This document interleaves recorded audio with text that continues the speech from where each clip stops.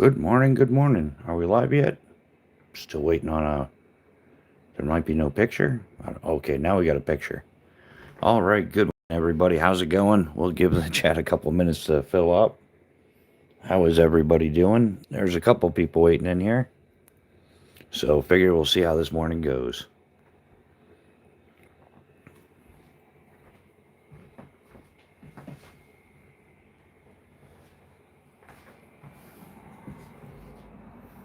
Hello, hello. Is it working? We've been having interweb problems lately, so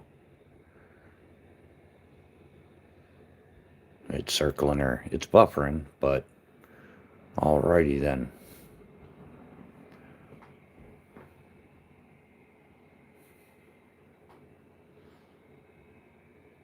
Yep, maybe it's not working. Good morning, good morning. All right. So, yeah, not sure what's going on. It says we're live. Not sure if I actually am.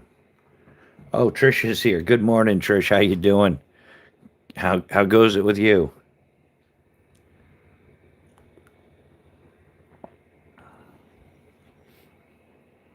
Yeah, not too. Well, I don't know. I kind of took it easy a little bit this weekend, so. Oh, just got up. Yeah, I've been up since like 2:30. Yeah, I actually got some sleep yesterday, and yeah, Miss Bushcraft went back to work today, so yeah, she's at work right now. But yeah, I got up. Yeah, I went to bed at like 11:30. Got up at 2:30. So yeah, I've been up for a minute. Just working on my next plan. Yeah, you weren't here, Trish. We got absolutely bombarded by trolls on Friday night. It was beyond repulsive. Um, yeah. So yeah, I just decided to regroup, get a bigger, better plan going. Fishy fingers, how you doing? Good morning, good morning. How's it going?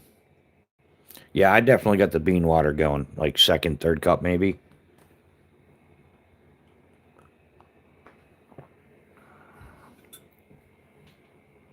Yeah, geez, it's winter time. I think everybody's getting up later. Plus, yeah, it's Sunday.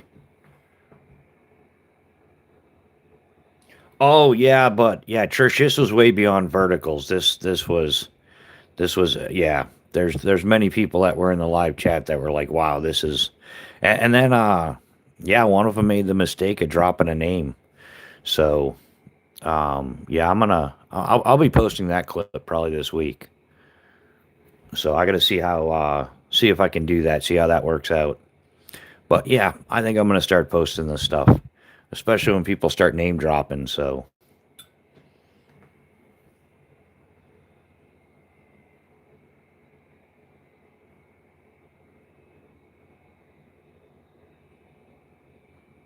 yeah, everything's going well this morning. Yeah, no complaints. Yeah, like I said, actually, I got caught up on some sleep yesterday and got a few other things done. But um, yeah, just time to like quadruple down. Yeah, it's been working out awesome though. Yeah, the um, yeah, channel views are up 1,010% more than normal. So yeah, definitely cool.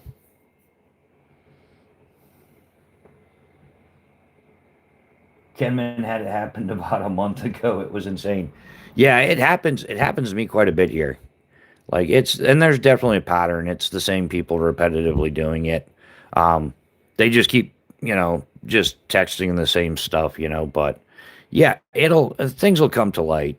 Um, yeah, there's a group of people. I've seen them do it before. They've run other people off the internet. People like Tactical Llama EDC. Yeah, Tom was a great guy too, but yeah, not worth the headache. And then yeah, I can't remember the exact. It was like Weekend Warrior EDC or something. He actually made videos about it on how things worked out. But I'm gonna be in contact with him and see if I can use some of his clips as well. Because yeah, the thing is, yeah, most people when they get backed up to a cliff, they give up. Me, I base jump, so I'll just base jump and regroup and come back. So yeah, well, Hanson, that's what it's. Man, it's been like 4 weeks now. Yeah, I've just kind of had like the occasional nap here and there, like an hour, hour and a half. I've been posting like every 4 to 6 hours for like 4 weeks now. So yeah, it's been kind of wild. Oh, that's yeah. Don't I'm fine. It's it's more motivating than anything. Like, yeah, I mean, I don't care. They control all they want, but yeah, I'm not giving up. It's just not happening. I'm just gonna, my first response was to double down. My second response is to triple down, and I'm just gonna keep dropping the hammer. So, but yeah, Ola Hansen, how you doing? Good to see you. Always another damn paradise, right? Living the dream. So, but yeah, it's nice, Mrs. Bushcraft. She's been like 110% supportive of everything. She continues to be. Even she noticed like Friday was beyond ridiculous because she was actually in just about the entire chat. She was here for it. So yeah, she even came in afterwards and she's like, "Wow, that's like some next level." But yeah, hey, she's still like, "Go for it." So we're just gonna keep doing. All hands in morning. One thing you will always have is hate and trolls online. Yeah, yeah. Well, because you kind of go. You're absolutely right. Yeah, there's always going to be that going on. Um, you just think of the people you meet in day to day life, and then it's grossly exacerbated on the internet because they're hiding behind their screen names, their alternate screen names. Yeah, yeah. So you've got it kind of like it's. I guess it's that catfishing concept or something. Gons EDC, welcome to the chat. How you doing?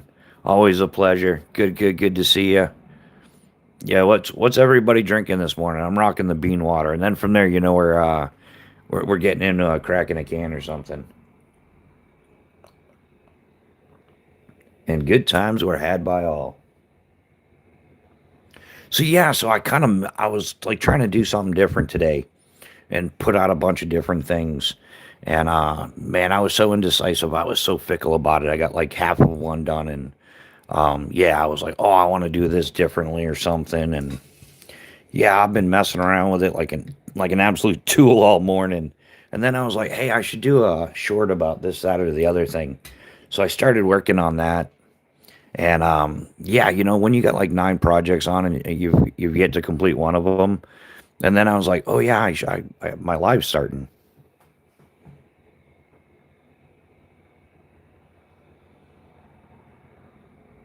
Oh yeah, sure. Looking forward to the reveal.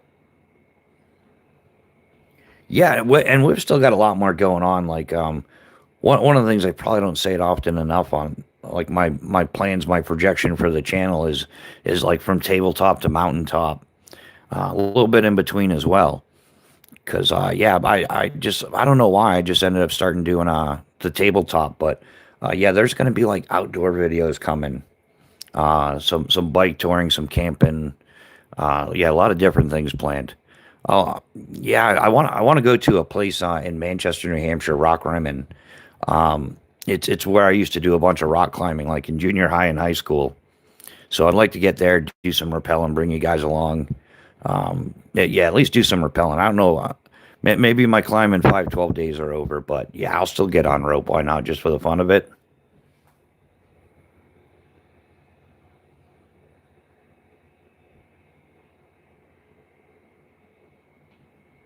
Um, yeah. So what? Yeah, I don't know. Yeah, I guess I'm up for a social, but um, yeah. So just been contending with that, trying to sort through things and figure out when I can do things realistically. I don't want to say too much, and then yeah, you sound like a BSer. You know what I'm saying? So yeah, it's kind of one of them deals, but yeah, it'll happen eventually. This is what I'm set out to do, so I'm just gonna keep doing it. It's definitely gonna evolve. Oh, that's yeah, moped. That's the only way you're repelling. I started doing that stuff when I was stupid young. Um, yeah, I was like 12 years old when I started doing a lot of the rock climbing and shit like that. So yeah, Oh, what's there was a movie. It's on YouTube. It just popped up on YouTube. It came out in like 1987. Like it's like an American Whitewater Summer or something like that. Yeah, Whitewater Summer with like Kevin Bacon. Yeah, it came out in '87. I must have watched that movie like 100 times.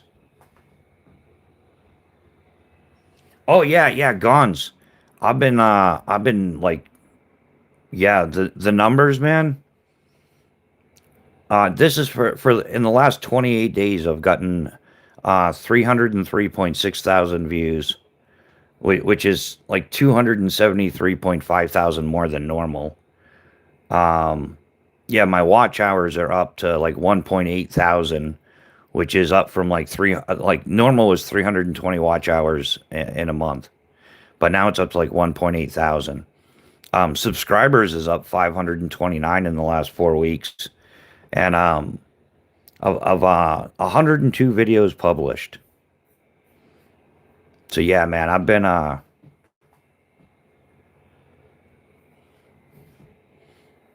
yeah, it's yeah, but that's the whole thing, Mo Patty. I did 102 videos, like between lives and shorts. I haven't even done long form yet. I don't know. I'm not even sure I'm gonna make a thumbnail for a long form. Not really into the thumbnail thing. I'll just put a title in. It won't be clickbait. You know, it'll be what it is. Yeah, it's up 1,010% more than normal for a 28-day period. But yeah, it's been a lot. Like I've been posting a video like try to do every 4 to 6 hours, kind of experimenting with different times. Oh yeah, oh Gons, yeah, yeah, collection video. Yeah, those are great. I'm gonna do an updated one. I got a couple more Phobos knives since the last time I did the whole collection video thing, which isn't a lot. Well, it is a lot. It's actually more than what I need. But it's not like a tremendous like I got like a 500 knives or something. I think I've got like 10 Phobos knives altogether. I'm gonna get more. He's got that combat tomahawk hatchet deal. That's the one piece I'm missing. And it's not a bad price. It's like 250 bucks, so I'll just have to, nothing 50 million views of shorts won't cure.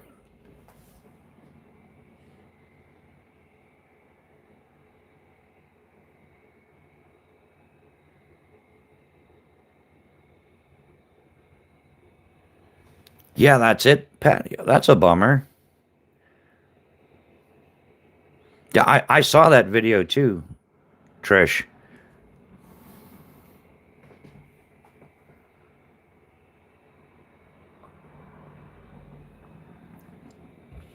So yeah, the channel's definitely growing rapidly. And yeah, I want to thank the troll community for motivating me to just double down and give you the verbal pimp slap kind of thing, you know?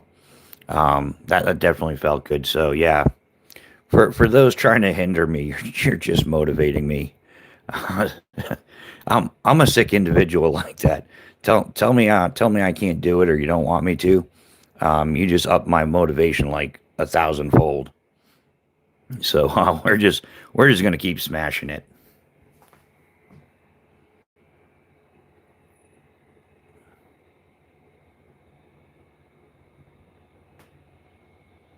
I'm gonna start twerking. Yeah, that's it. Yeah, guns. Just start twerking. I'll have to remember that. I'll do some bonfire side twerking or something. Don't you know the sad thing is I've actually seen that in real life. Like I've been at a party with a bonfire going on, and there were some girls twerking at the bonfire. Yeah. So I'm kind of feel like a copycat if I do it now. Yeah, people are lurking right now. Yeah, yeah. I think the people that lurk and thanks for the watch hours. Thanks for keeping my average. What's it called? Average view duration. Thanks for helping keep the average view duration up. Thanks for the clicks and the views. We do make money off the clicks and the views now. So yeah, I'm rolling in 8 cents per thousand. That's You don't spend it all in one place, right? But yeah, they can lurk away. That's priceless. But yeah, I guess some people just don't like the way I do it. But that's how life is, you know.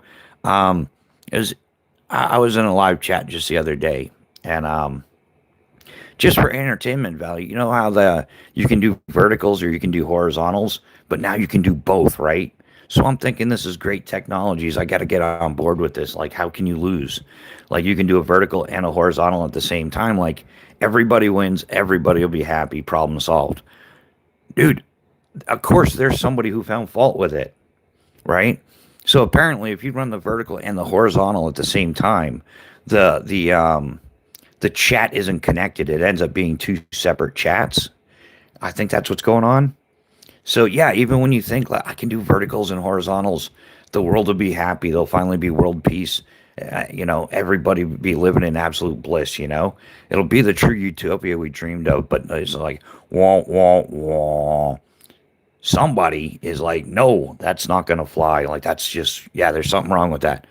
So no matter how hard you try, no matter how hard you try to comply with the system and make everybody happy, you will never do it.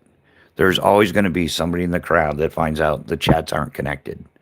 So, yeah, it's damned if you do, damned if you don't. Don't bother trying to make everybody happy. I think that's one of the things we waste our time with. There's some people that can't be made happy. They're going to be miserable no matter what. But yet we feel like we need to coddle them, console them, comfort them, and yeah, just move on. Zoe the cat, good morning. How are you doing? Zoe's a channel member. Thank you very much. We appreciate you being here.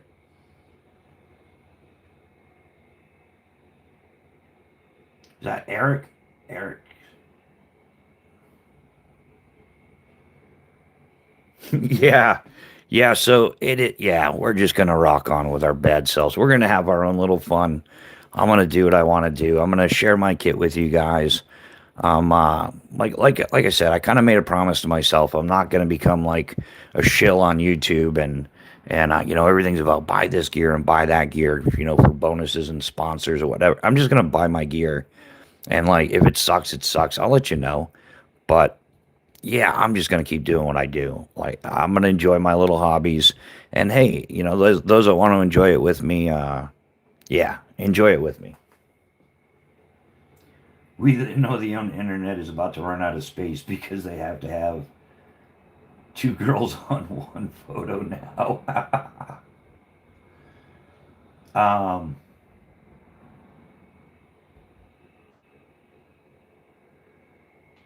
yeah, no, just yeah, it's Sunday morning. We're having coffee, general conversation, talking about some of the happenings in life lately. A little, you're never old to learn. Like, yeah, I'm 51. I'm still learning something new every day. It's great. I think life is truly over when you stop learning something. But yeah, what's everybody pack? You guys won't believe this, but today for my EDC folder, I'm carrying the Spyderco Sage 5 CF and S30V steel.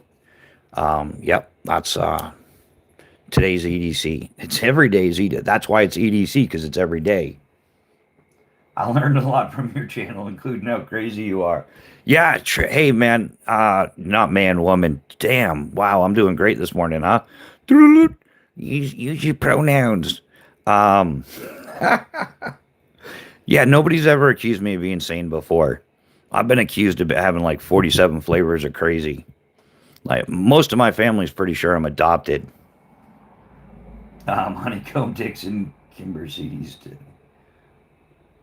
Oh, right on. Yeah, Gons is carrying a honeycomb Dixon. Dude, I'm not even sure I know what that is, a honeycomb Dixon.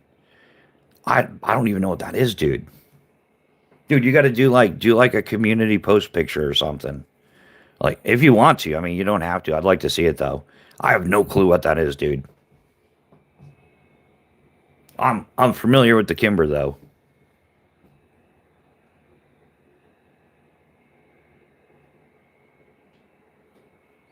Yeah, oh yeah, yeah. Growing up and stuff. Yeah, everybody was always saying your life insurance is going to be crazy expensive. And they weren't lying because I could never afford life insurance. Like, yeah, as soon as you tell them what your occupation is, it's yeah, like health insurance was like over $30,000 a year, $36,000 a year. Like, who can afford that? Dean, welcome to the chat. Hey, lucky man, he won one of New House Lock and Keys giveaways last night. Awesome, awesome. Dean, enjoy, my man. How are you doing this morning? Oh crap, thanks for reminding me. My birthday is tomorrow. Yeah, it was wasn't it? Newhouse's birthday was yesterday, I think. Was that whose birthday it was? There's a lot of stuff to keep track of. I'm losing track. We gotta go there. I screwed your chat up one morning by saying I had bigger balls than most of the men at my work. Yeah, well, that's what caused the confusion, Trish. It's entirely your fault. Yeah, I'm not taking zero accountability on my behalf. See, I can fit in with modern society, right? Oh, that's so wrong to say. Yeah, I was browsing it. Yeah, all the prices are going up. Prices are going to go up on everything again, like in the next month. Like, yeah, that I guess there's going to be it. I guess yesterday afternoon or so was it yesterday? Yeah, like there's going to be a worldwide tariff at 10%, and then a few hours later it went all the way up to 15%. So, yeah, I think we're about to get price gouged some more.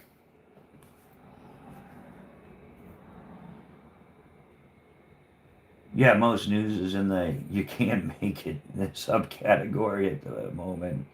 Yeah. Yeah, well, Hanson, you're not lying. Yeah, you're like you can't make this stuff up. Like somebody had to. Somebody wrote the script.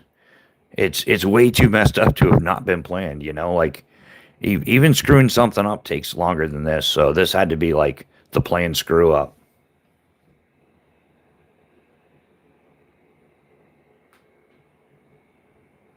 Yeah, yeah. Did everybody see Leatherman went up in price on a lot of their stuff?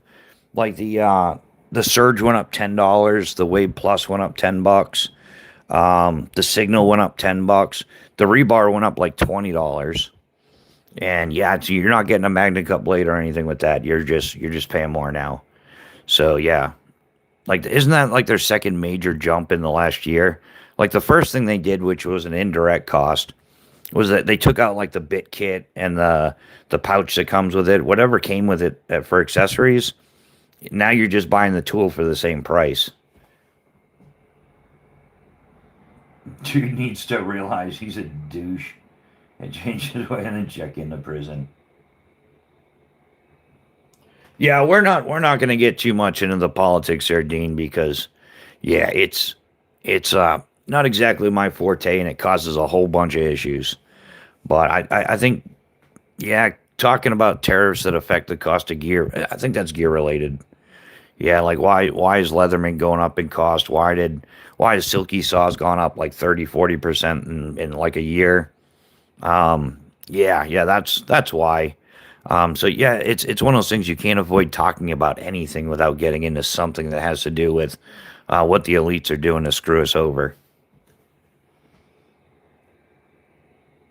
Yeah, Benchmade probably going up yeah, Benchmade slapping on another 10% Gucci tax.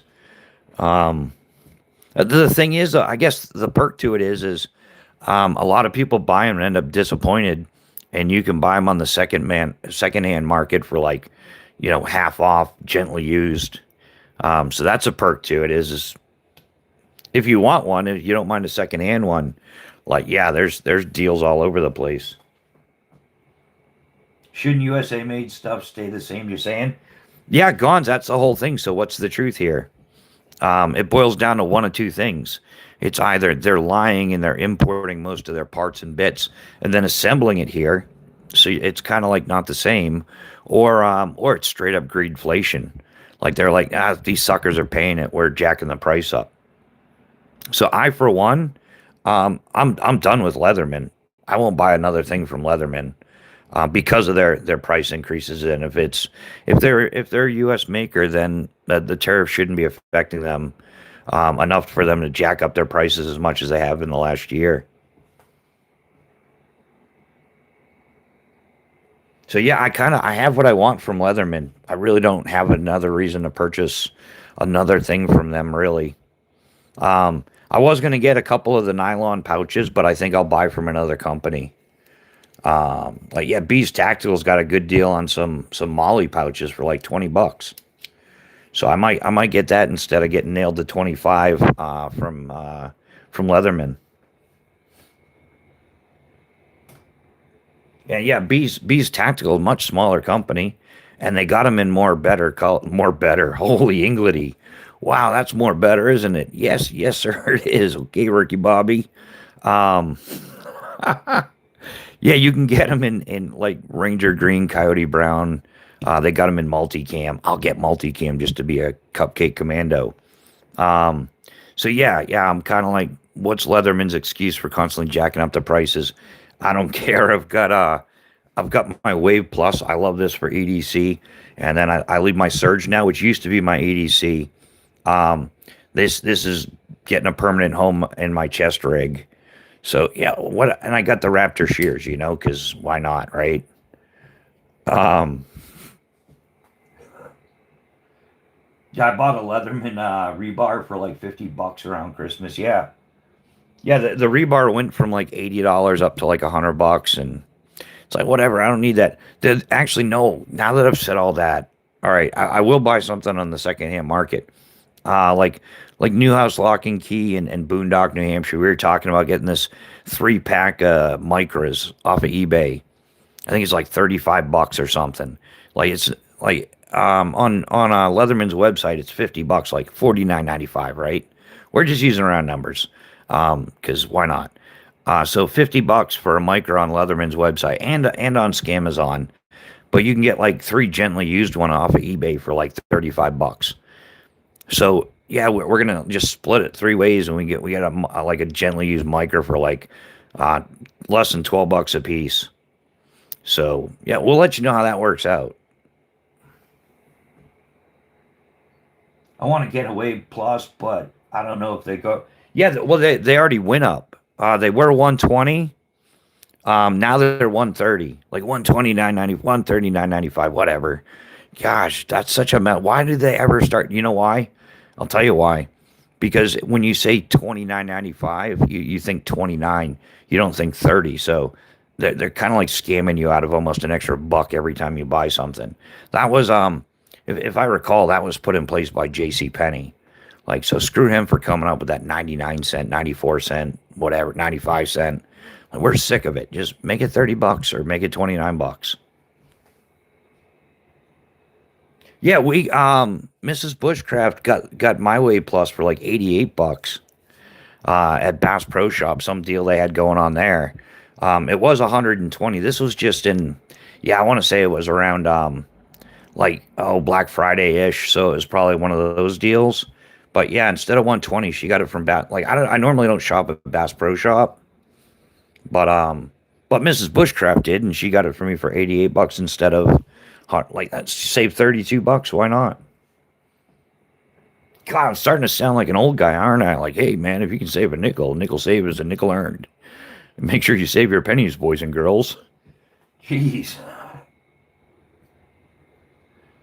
Yeah, well, yeah, Trish, that's the whole thing I do. But most people, you got a percentage of people that round up, conservative-minded people, um, not politically conservative, frugal-minded people, kind of like round up, and then it kind of helps prevent you from overspending or whatever. And you're always a bit ahead. But a lot of people, it just the first numbers register in their head, so that's how the whole thing started. Yeah, I wish the bars, Gons, the barter system still is in place. You just got to find people to barter with. There's tons of people that'll trade stuff. Yeah, people trading stuff for stuff. It still goes on. The spring on the spring on your scissors broke.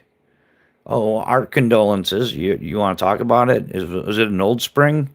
Was that spring past its time and it was ready for it? Um, what spring on what scissors?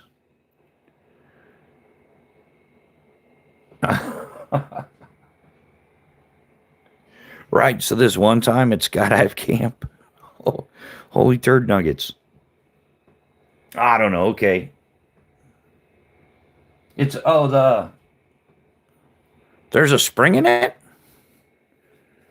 Oh, and the scissors on the yeah. I haven't had this one very long. I haven't used the. I don't think I've used the scissors really on it. Yeah, I think that would be the only spring, right?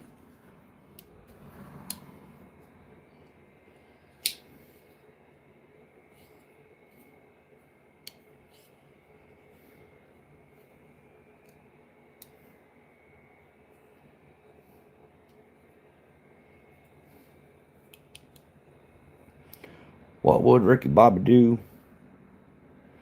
Do do do do do.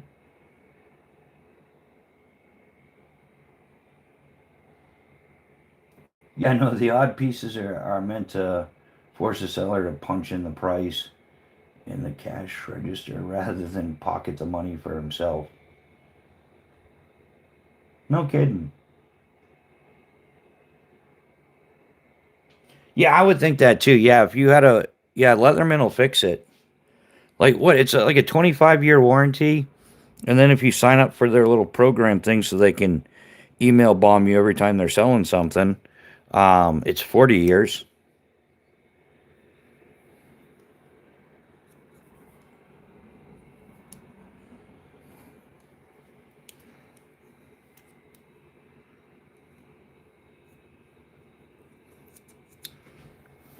Yeah, these are tiny little things.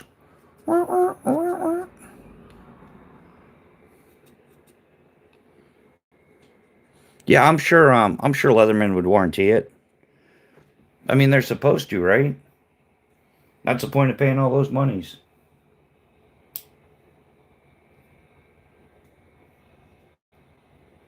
Yeah, I think yeah, the scissors. I usually carry scissors though. Man, I had this. Yeah, there's some old gear.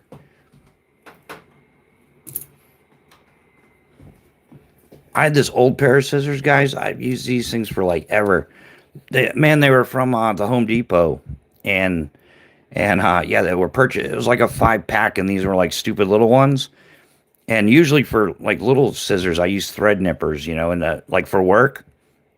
Um, but these were just kind of like tossed aside for a few years.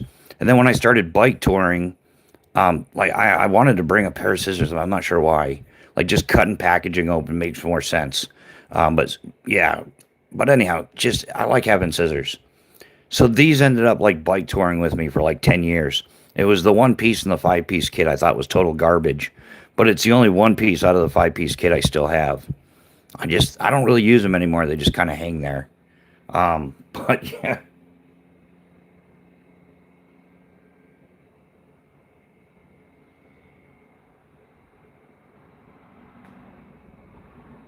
Oh yeah, yeah, Chris. The depends on what you're cutting. Um, yeah, like they'll cut your yeah EMT shears like the Raptor. They got all kinds of versions of these. Yeah, these things will cut like pennies and nickels and stuff in half. Um, but if like I'm not parachute rigging with these things, man. I'm using like some like 8 or 10 inch shears. I'm cutting like yards of stuff at a time. Or doing major cutting. So yeah, it just they're not designed for cutting that.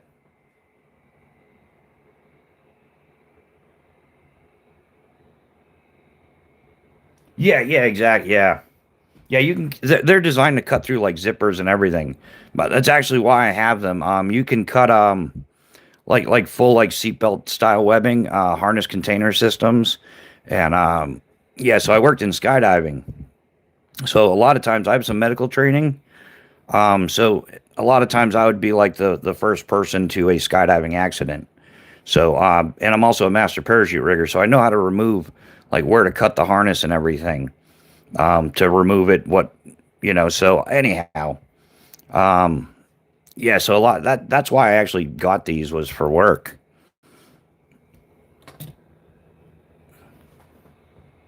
But yeah, they're awesome. I thoroughly enjoy them. I think when I got them, they were only like $80. Now they're like $100. Um, Yeah, in fact, they were like 80 bucks. You know, I got it on sale or something, right? That's the if you're gonna buy premium gear, get it on sale. Justin Ronan, good morning, my man. You almost slipped past me. How you doing? Welcome to the chat. How goes it? We're just random conversation and coffee this morning.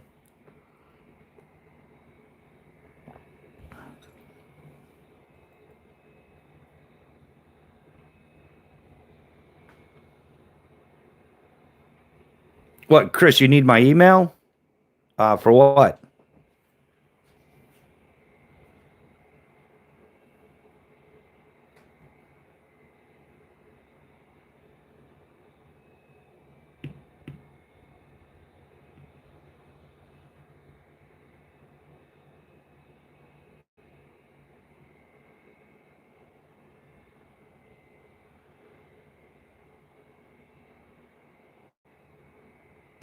All right. Yeah, just waiting for the chat to catch up. Is everything working?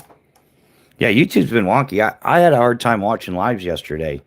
Yeah, I was buffering a lot, so I'm not sure if something got damaged during the weather. B&A longtime channel member. Good morning, brother. How you doing? We're doing the morning social thing, having a good time, and good times were had by all.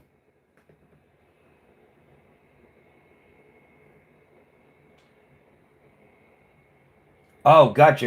Okay, yeah, all right. Yeah, Dean's comment. All right. I'm sure Pat's got a bunch of the bean water going by now. Yeah, I'm still on the bean water. We're gonna be hitting the crack in the cannon. Not too much longer here. Yeah, no, just I wouldn't say an improvement, just a break. We're getting another snowstorm through tonight and tomorrow. So it's supposed to start this evening, I think around like 5 or 6, and go through till tomorrow afternoon. So they're saying could be as much as like 12 to 18 inches of snow. But yeah, there's a couple weather reports. I've heard like 4 to 8, 12 to 18. So I don't think they really know.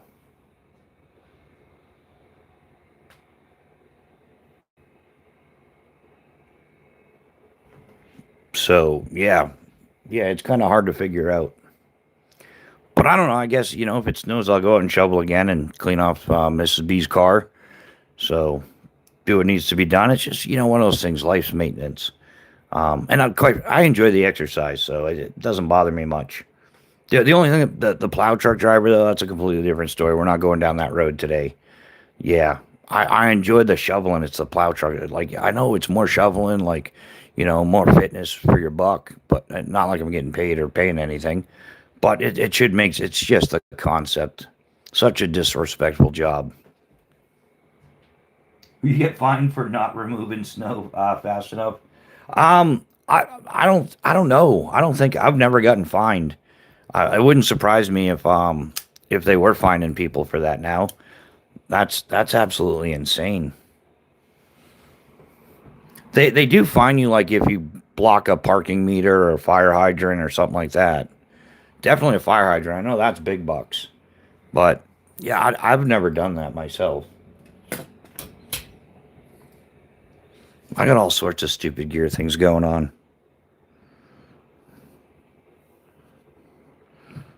I went through a bunch of comments on the shorts for different videos, and man, if I carried everything that everybody recommended, wow, dude, I would need a pickup truck sometimes.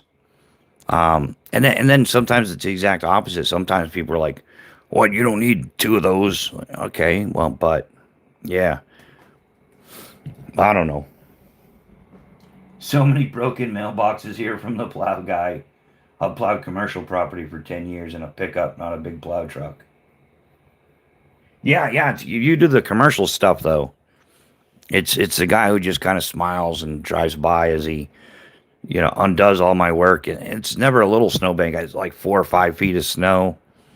Like, yeah, and we have like the most inconsiderate neighbors that park in the way. So the way the plow truck driver has to drive around him and everything, he ends up dumping off a bunch of snow. Makes it even worse. So yeah.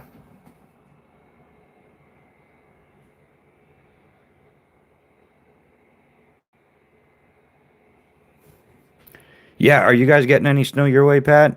Or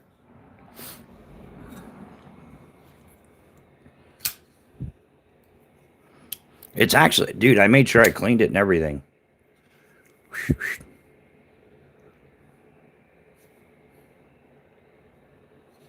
Sometimes I forget to, but depends on what I do, you know?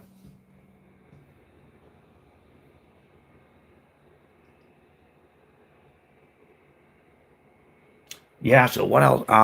Yeah, I'm not too sure. I don't know. I'm still planning a giveaway. I got to do that. Um,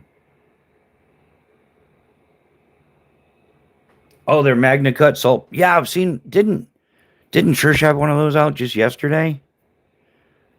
Wasn't that Trish? Didn't you have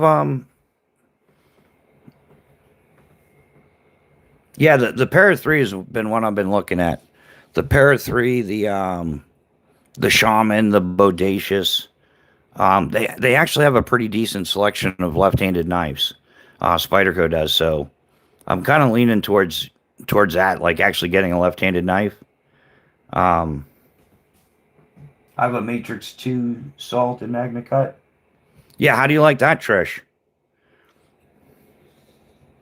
That seems genius. Like maximum corrosion resistance, right?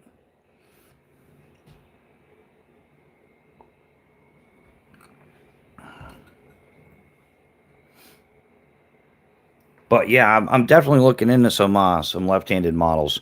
Yeah, they've got the Shaman, the Bodacious, a couple others. I don't have them all memorized, but I'm in no rush. I've got some other cool stuff to do. Um, well, I got so much to do.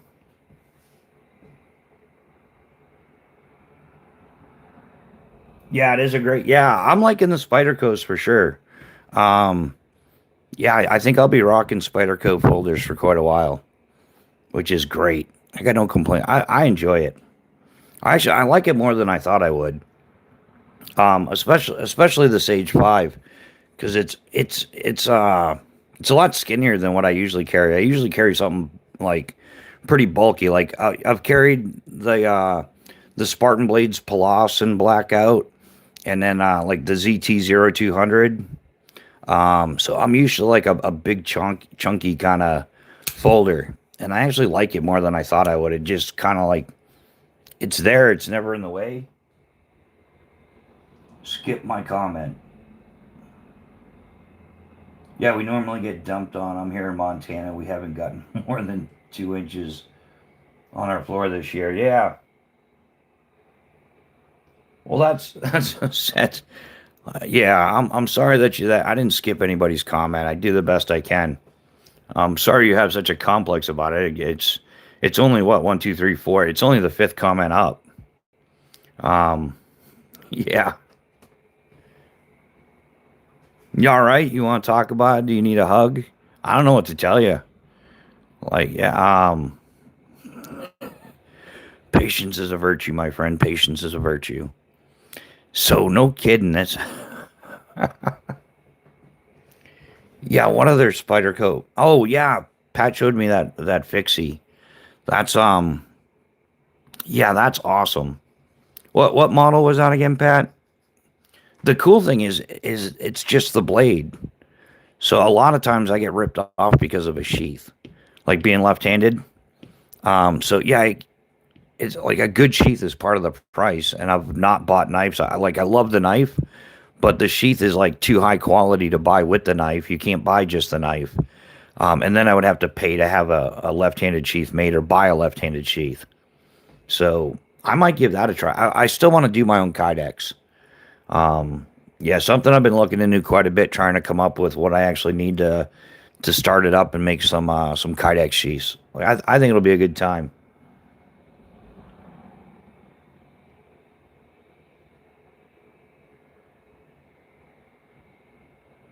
Um, how to fix a tall knife? Paint some flowers on it. Oh yeah, I'm convinced that those that normally get plowed with snow and have are going to suffer this summer. Yeah, yeah, Trish, I think you're right. Yeah, mild winter is going to make for a harsh summer. Yeah, I think you're totally right on that. Yeah, yeah, there's a lot of people, Trish.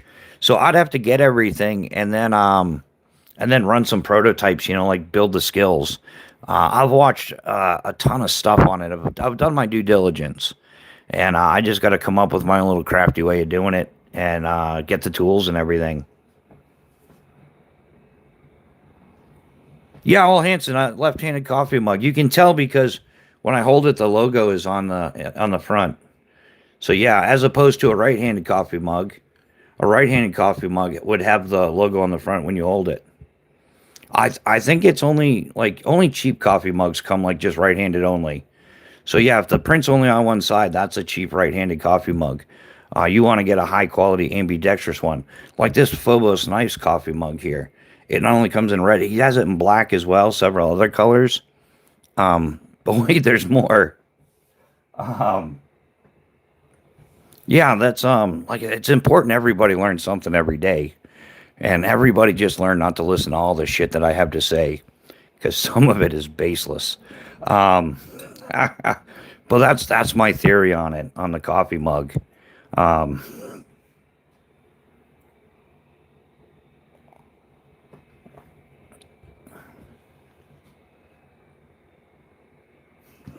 Neil McKenzie's still on his first cup. Yeah, too early. Good morning, Neil. How you doing? Neil McKenzie, channel member. How goes it, man? You life treating you well? As long as it's not giving you headaches, it's got to be going good, right?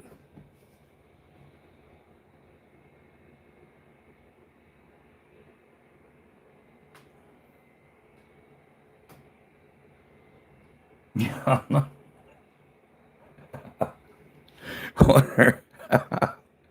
Sometimes I'm just cruel, but yeah. So yeah, we're gonna keep cranking out the content, doing our best what we can. I'm gonna talk to some friends about a few things. We're gonna be making some upgrades around here. Kind of gotta have to need to, and yeah, but it's going swimmingly. Like I said, yeah. If you're just joining the chat, I'll give you the abridged version. Unless you want the whole version or the abridged version, like I'll give you the yeah. As of today, for the last 28 days, we're officially 1,010% more views than normal than usual. And in the last 28 days, we've got 303.6 thousand views. So yeah, for those that were trying to put us down, like you're failing miserably, you suck at your job, go try something else. Like yeah, they kind of pushed, and then we doubled down, and I think Friday was a major turning point. Like what went on in here Friday evening was just ridiculous. So yeah, I'm just gonna quadruple down. And don't worry, I won't make the mistake of stepping on any toes. That's definitely not my style. But I will stomp on some toes. Yeah, I'll just stomp them. It's not a little whoops. I stepped on your toes. Nah, I'm stomping them. So yeah, I had a mug with a handle on both sides once. My mom. Oh, I have seen those, old Hanson. Yeah, I've seen those old mugs. That well, you can probably still buy one somewhere that has like a two-handed thing. Yeah, handle on both sides.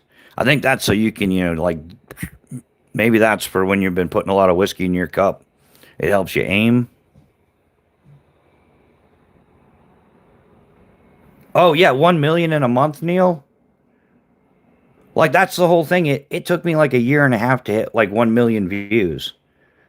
In fact, it was just like yeah, it was the middle of January or so when I hit 1 million views. Um so yeah, that's just craziness. Like in the if I do the last year is for the last 12 months I got 633.5 thousand views, right? And then the last 28 days I got 303.6 thousand of them. So yeah, like 300,000 in a month is just wild. Like compared to what it was doing, but I have been, and yeah, but I did a lot of videos. Like I think I was straight up hitting it up scab style. I think only I was doing like a lot of lives. But yeah, I did 102 videos in the last 28 days as well. So that's quite a bit.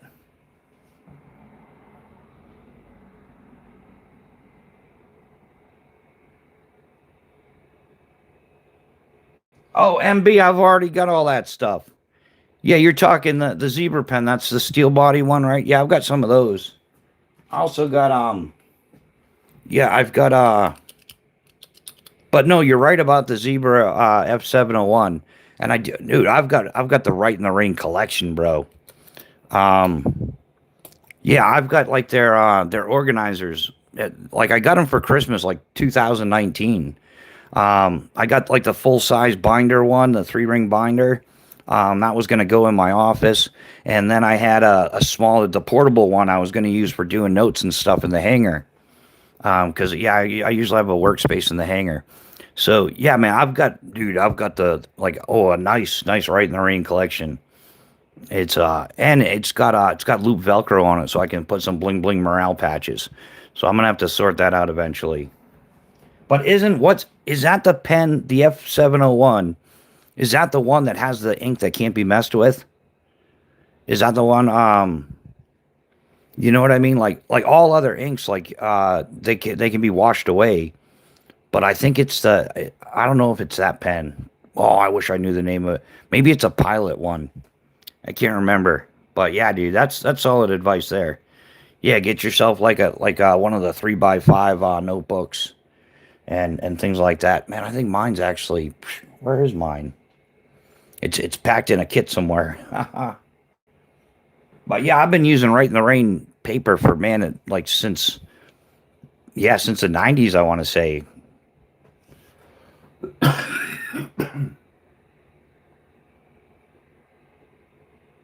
Oh yeah, yeah, I've got some space pens as well.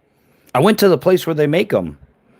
Yeah, I was working at Skydive Las Vegas, and the original the space pen place is like right there, Boulder City, Nevada, and you can go in and they've got it's a little museum type setup. Very cool though. The pen that writes on a CD-ROM is worth owning. Oh yeah, man, there's something to be said about stationery. I always got some kicking around. Yeah, like just I even tried these ones out. The Right in the Rain clicker, whatever they call them. I'm horrible with what they call it.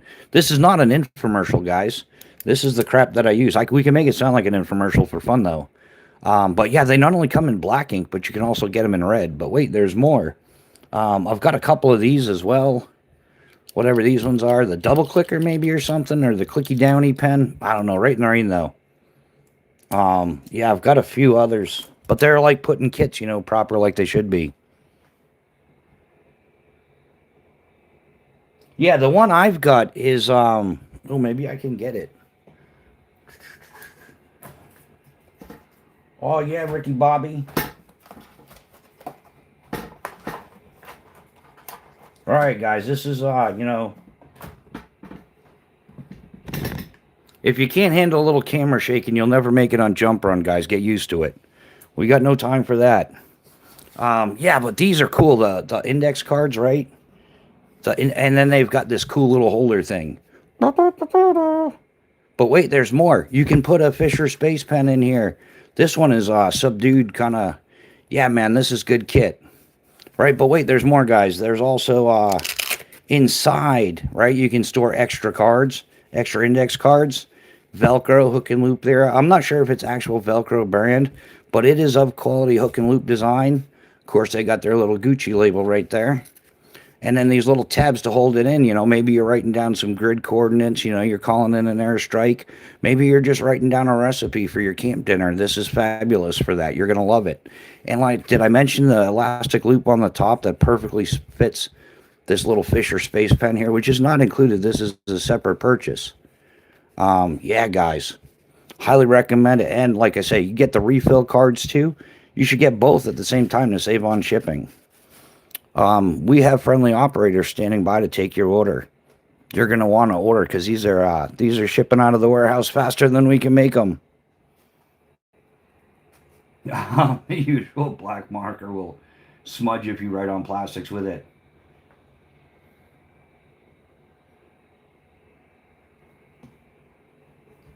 Yeah, that's but yeah, there's no affiliate link to click on this, guys. Just type in Right in the Rain. They're at I think Washington State or something. But oh yeah, and did I mention these are made in the USA, so you'll be supporting American products. You can't go wrong with that, guys. They also they have these in green, coyote, and I think you can get white. They've actually got specific recipe cards.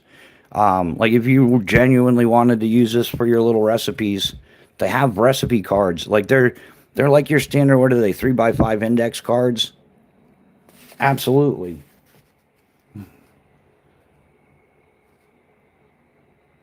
Yeah, Mr. Magic, I completely concur with that. Yes, and you do see it quite frequently on YouTube. I'm just kind of different. Yeah, man. Like I said, I've been carrying this stuff since like, yeah, I was buying it at either yeah, I think Clothing and Sales was selling it or the PX or whatever. I can't remember. Definitely wasn't the Class 6 though. That had the good stuff. Anyhow, yeah, yeah, man. It's important to have it. Not just having that stationary, but having stationary that's gonna, it's gonna survive it. You're like you're gonna get a little wet. You're gonna get, it's gonna be damp out. Yeah, if you're like Gulf side of Texas or down in probably like ordinary stationary. So, oh, we're waiting for the mobile stream to begin. See, that broke. Was there a big gap there, guys? The interweb broke. Like I'm watching myself like 4 minutes ago. Your secret carry formula must be guarded in a safe. Exactly. Yeah, Ole Hansen knows what's going on. He's been around the block more than once. It buffered. It's back now. Can I get caught up? Oh yeah, we're missing some footage here. All right, I think I'm there. All right, ready, steady, go. It's Bushcraft Rebooted, another amazing Sunday morning. Good morning. It's Sunday morning. All right, well, we're going to have a special guest today. Say hello, special guest. Hello, it's Ricky Bobby. Anyhow, um, yeah, I think I got caught up. I think I should stop messing around. Why so serious? But yeah, dude, right in the rain. I've got the 3x5 notebooks as well. I don't know what it's like, a 5x7 organizer planner thing. Excellent quality, as well as the big old 3-ring binder. I'll make a point. I'll do a live on those. I'll bust it all out. We'll go through it. I got a list in there too of stuff I got to buy. Like I got to get some more paper. Yeah, I take a lot of notes, a ridiculous amount of notes. Sometimes when I'm doing research on something or doing my little comparison things. We are in sync, I think. Just pinch your arm and check. Yeah, I think we're back with it. It's been weird. The interweb has been a weird place like the last 2 weeks. Yeah, there was like the whole and like YouTube was down. There was no like YouTube would come up. It was doing weird stuff, and then but like somehow we got to still watch Newhouse Lock and Key. His live was working. So yeah, we went there as it was like a survival shelter. I couldn't doom scroll, man. We had to go. I go to Newhouse Lock and Key anyhow, man. The dude's a riot. We have a blast in there. Really good times. But yeah, definitely quality writing implements, and always like field test your stuff if you've got a favorite little pen or something. Not all pens work the same on the Write in the Rain paper, I've found. Some pens are just horrible at it. So yeah, get something is gonna work, and yeah, put that in your kit. Kapow, yeah.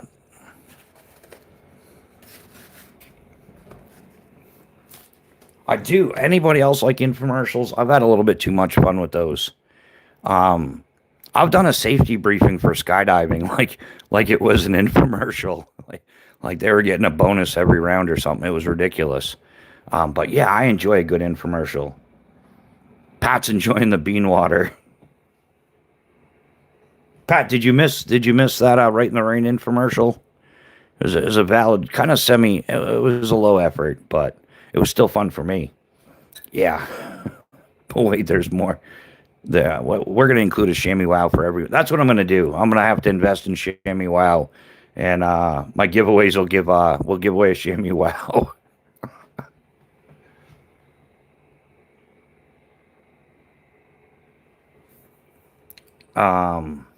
Yeah, but what else is going on? Not too much. Um, yeah, just still same mission, same progress. But yeah, now I'm gonna like triple down in it. Yeah, you slept in, but dude, I got caught up on sleep like yesterday and last night.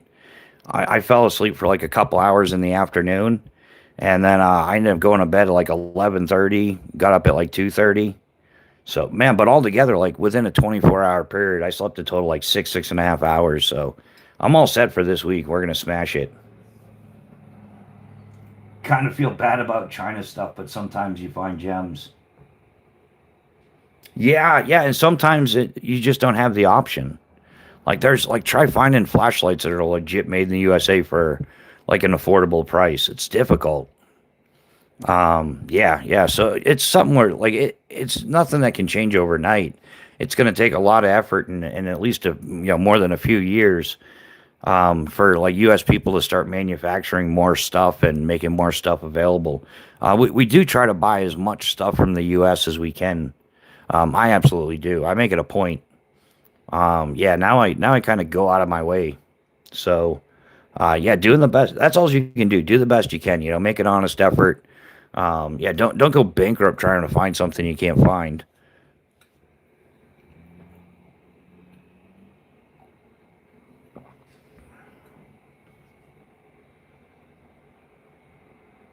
Yeah, and be that. Yeah, that's what I think. That's what a lot of people are trying to do. Most people, but no, there's still plenty of people that just want rock bottom of everything. And why should I? Why should a folder cost more than 8.99?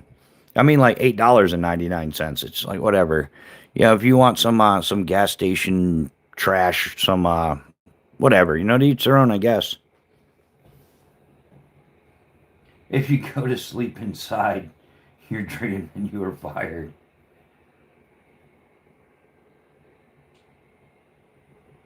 Yes, but yeah, I'm starting to realize too that like Friday night definitely had a massive like adverse impact on the channel. Like I find it interesting that all that went on and then yeah, the numbers have gone down. It's not that big of a deal. I'll just keep doing what I'm doing. They'll go back up. I haven't gotten an email or anything from YouTube saying you can't call somebody a turd nugget, so or I've gotten no community strikes, nothing like that. But I think that it did have an adverse effect on how the channel's being put out and stuff. But yeah, we'll just they messed with me, so I doubled down. I'm just gonna triple down. It's gonna go big or go home, right? Yeah, definitely here for a reason. I know gear and used gear. I feel bad for people who buy cheap shit thinking it's gonna work. Yeah, man. I've got man. Gear is almost my religion. Literally. Um, yeah. It kind of man. But like people think they're being frugal, right? Okay, I went out and bought like some like cheap $30, $40 knife, right? It's probably not going to last you more than a year at best. So you're going to buy a new one every year. So I guess you do get that cheesy satisfaction or gratification of buying something that some people have to do. But over the course of 10 years, you're going to spend $300, $400 on cheap knives. Why not just buy yourself one good one that's going to last and be dependable and stuff? Like why somebody's looking for I want to fix I want a fixed blade for my bug out bag, and then they get something that's like 19.99. It's made out of premium recycled aluminum cans. But from my life experiences, if my life depends on something, I know for a fact that quality makes a difference. Um, and yeah, I'm all about quality gear. Yeah, I mean, I've been using rock climbing gear most of my life. I've done a lot of kayaking, mountain biking, but my forte in this world is I'm an FAA certificated master parachute rigger. I've done tons of sewing. I've sewn some of the most complex things mankind has ever sewn, inclusive of and doing R&D and test jumping wingsuits. I know just about every harness container system in the world. Short of like some Russian military stuff and whatever. Some foreign nations military, we don't get our hands on their jump gear, but quite frankly, it's not all that good anyhow. There's no point in it. You're kind of like it's a reverse technology thing. You're taking steps back. So yeah. One of the things I really want to get into is more sewn products. Because that's kind of my forte. I can look at the sewn product and tell you if it's well made or not. Not that looks good to me. It's like no, that like based on my professional experience, I can tell you if it's good or not. So I see a lot of stuff on YouTube when they show you a product, or they show you what they're using, and it just ends up like, okay, it looks good to me, but what are your qualifications? I can tell you right now, like I've gone through a lot of gear, and some of the gear that's passed off has looked good to me is actual trash in real life, but it looks good to them because guess what? In the description box, there's an affiliate link, and they're willing to sell you trash tents, trash sleeping bags, and stuff. Um, just to get you to click on the affiliate link.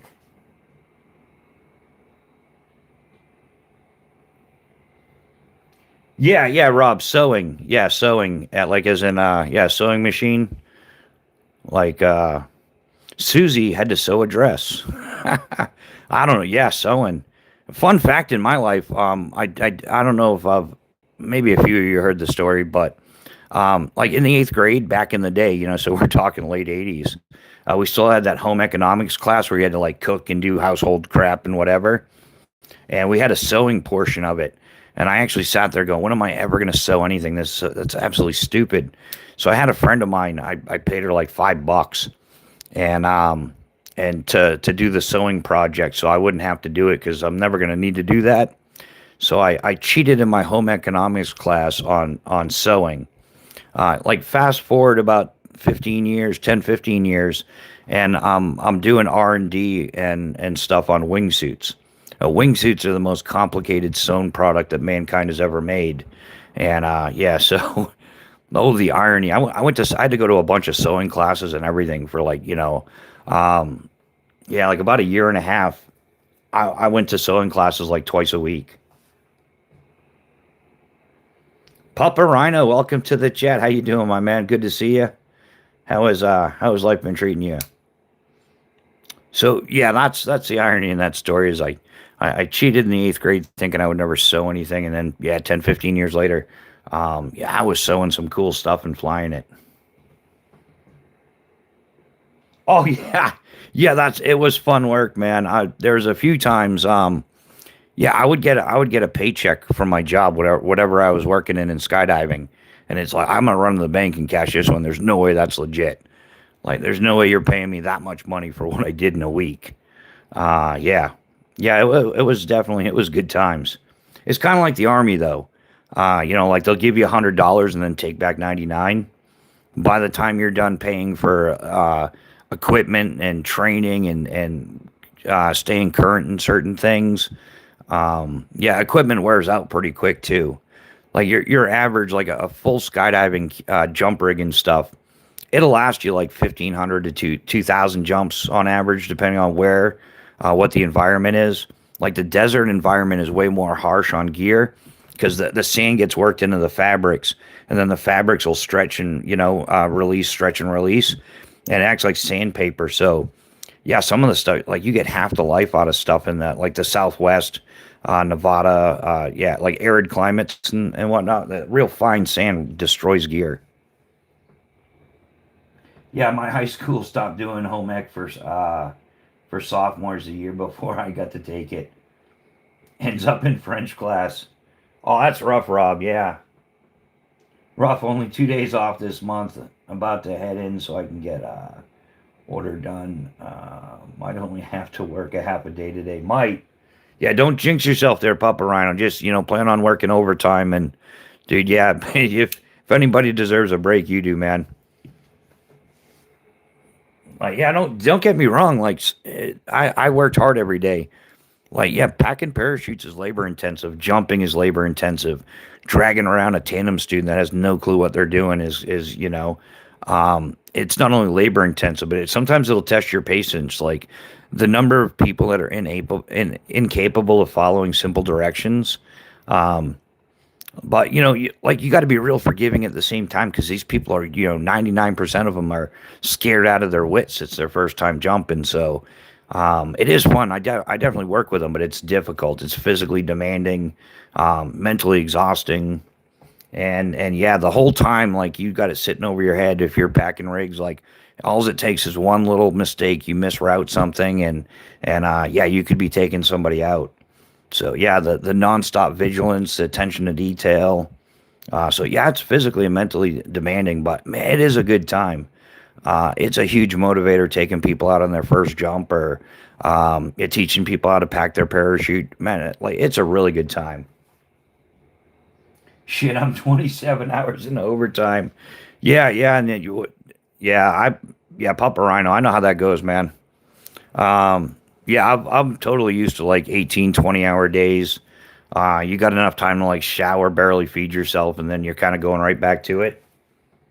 Did you ever check out the netbook stash? I think what is that, a movie? A netbook stash? I don't even know what that is, Papa Rhino.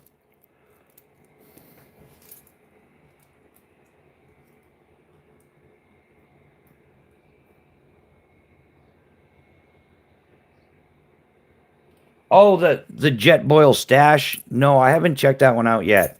I've got what is this one? The Micro Mo. It's like oh, it's like 750 milliliter instead of like 1100 or whatever. It's like, yeah, here's the 1 liter. This is just I got the bigger cup because sometimes I'm more hungry, right? But yeah, this one's pretty good. It fits the smaller canister in it. And unlike the standard Jet Boil, it has an adjustable burner, so it's not like the Jet Boil Flash where it's like either stupid hot or it's not doing anything. Yeah, this one has an adjustable stove.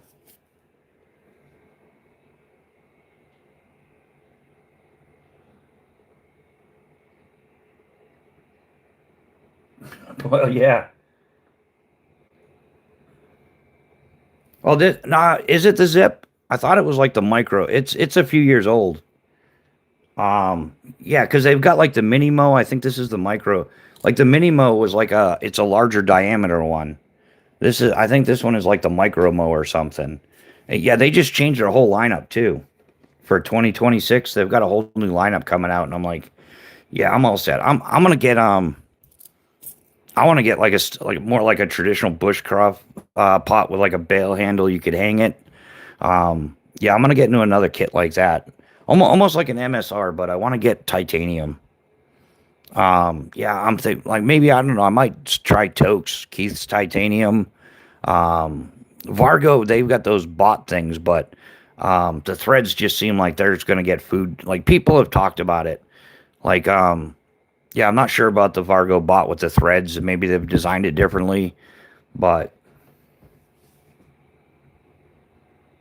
the stash is a cooking system with a pot, not an attaching cup. Weighs like 9 ounces. Mainly off grid. How you doing? Good morning. Good morning. Weighs like 9 ounces. Yeah, that sounds good. I'll look into that for sure. Um, yeah, because I do want to get some like lighter weight stuff for backpacking. Some stuff I get is for bike packing, or like bike. I don't know. I put stuff on the bike and I go do stuff. I'm not going to get into what's the difference between bike packing and bike touring, and I think the only difference really is the way you out like the bags you use or something. It's kind of goofy, really. I don't really understand it. So I'm just gonna put stuff on my bike and go camping with it, and go off road and on road, whatever. Yeah.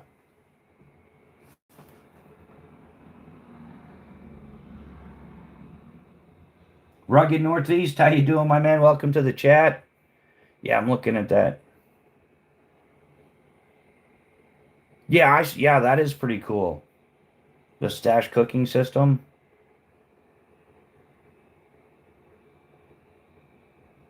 I think the only thing they could do that would make that better, because one thing I hate are those, like they need a metal lid. Um, yeah, I hate the plastic lids, man. The jet boil hasn't been too bad, but like here's the MSR lid, man. I hate these ones. Like it's something about it. They like oxidize or do something. They look nasty. This goes with their stash system, whatever it's called. It's a taller, skinnier pot. Um, I want to say like 1.5 liters, or maybe it's 2 liter pot. It is a yeah. You can fit the full size canister in there. It's got a bowl. I got some spare canister caps. I don't really use this one anymore. But yeah, it's kind of like yeah, that's a cooler version. And this is a MSR stove I used for years and years.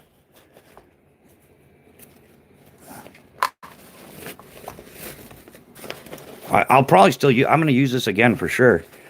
I've had this one for like 15 years, but instead of going directly on the canister goes separate, and then this sits on a tripod, so it's a lot lower. You know, so like if you're cooking in your vegetable, it's a lot lower than having all that stuff jacked up. And then yeah, it's got the fuel thingy. Yeah, the fuel thingy. We're so smart here. Um,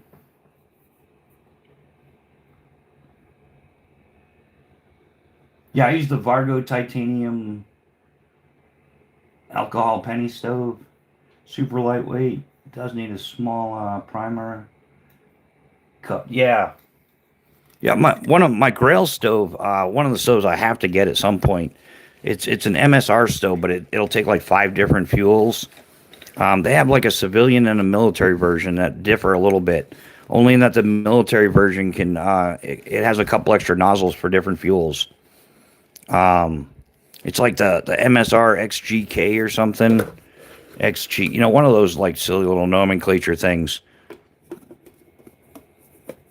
Yeah, using a fuel bottle like that's a well-rounded year-round stove. Like if I were gonna carry like they do with the knife thing. Like if you could pick one and run, which one would it be? Yeah, I would pick that. It's kind of heavier, but whatever. Yeah, I'm not that much of a Graham weenie. But you can put like white fuel, kerosene, gasoline. You can put diesel, and JP8 or jet fuel, Jet A. So, and I'm surprised I wanted to get one for years because when I would ride the Eastern Seaboard, like New York to Florida, like throughout the entire Eastern Seaboard, there's, like Skydive Myrtle Beach and Skydive Palatka and all these like different skydive centers I would pass through. And I know for a fact they've all got jet fuel that they can't put in the aircraft tank. So yeah, I could. That's a great way to like get free jet fuel, like free cooking fuel for 2,500 miles. Yeah, my jet boil zip is like yours, works fine if it's just me alone. Yeah, like the jet boil, I think is great if you're gonna do like pasta or if you're just boiling water to make coffee or tea or something, or like rehydrating meals, like freeze dried or dehydrated stuff. I think it's perfect for that, but I don't really see me like cooking much more than that in it. Um, but I do. I eat a ton of pasta. I got this buffalo chicken pasta recipe. I'll eat this thing like for like 30 days straight. But it's just like elbows. You throw a couple, like 2 tablespoons of butter, some hot sauce, a little bit of pasta sauce in there, and then a couple packets of that chicken. Like they got chicken in packets now instead of just the cans. Like 2 or 3 of those, depending on the size, and how hungry you are. But yeah, man, like buffalo chicken pasta, like man, I eat that like almost every day. Like when I'm bike touring, yeah, yeah, it's good stuff. Um, but I'm not much of like it doesn't have to be all that fancy. It's protein and carbohydrates. It's yeah, yeah, muscular repair and fuel. So yeah, you can reverse the can after a few minutes for extra pressure with that stove you just showed. Oh, like yeah, tip it upside down. Is that what you're saying? Yeah, yeah, I think I know what you're saying, on Hanson. The MSR style multi fuel stoves are great though. Yeah, I mean, like yeah, it all depends on what you're doing and what your resources are, how long you're going for. Like I'm gonna plan drastically different. Like the stove I bring with on a 3 day weekend thing to rehydrate a few meals is not going to be the stove that I plan like a 48 day, 2,800 mile bike ride. So, and yeah, if I'm just going out for a day hike or something, yeah, I'm more apt to carry the jet boil because I'll make some coffee or something along the way. Speaking of coffee, yeah, we're almost out of coffee, guys. But yeah, I used this system. This one I used like 6 years. Before that, I had the wider like 2-person kit, and I stripped it down. Like I get rid of those goofy MSR cups. I don't like them. Those like weird shaped ones. I actually have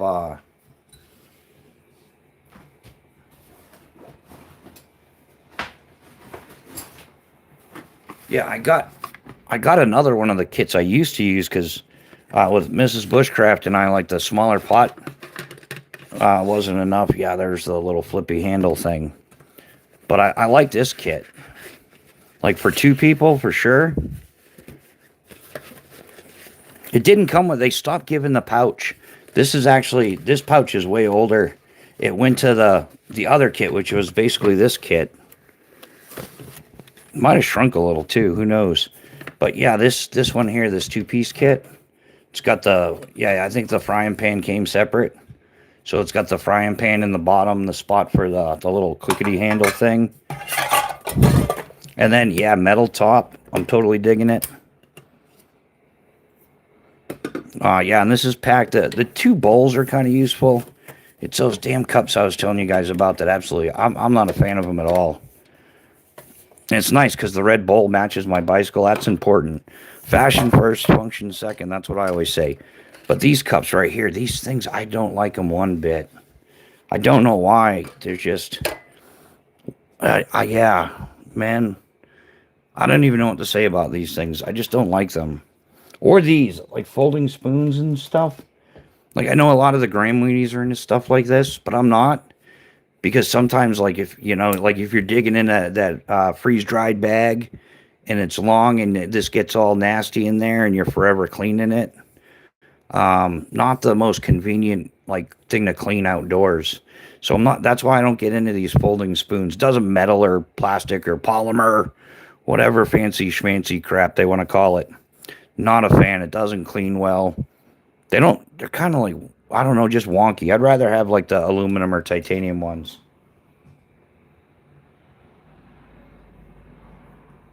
Yeah, upside down canister with preheating tube activated.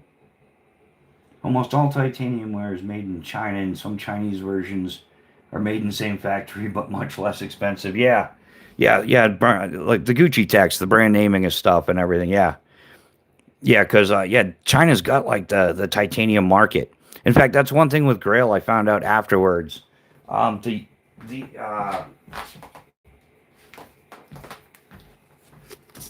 like ba-dum-bum.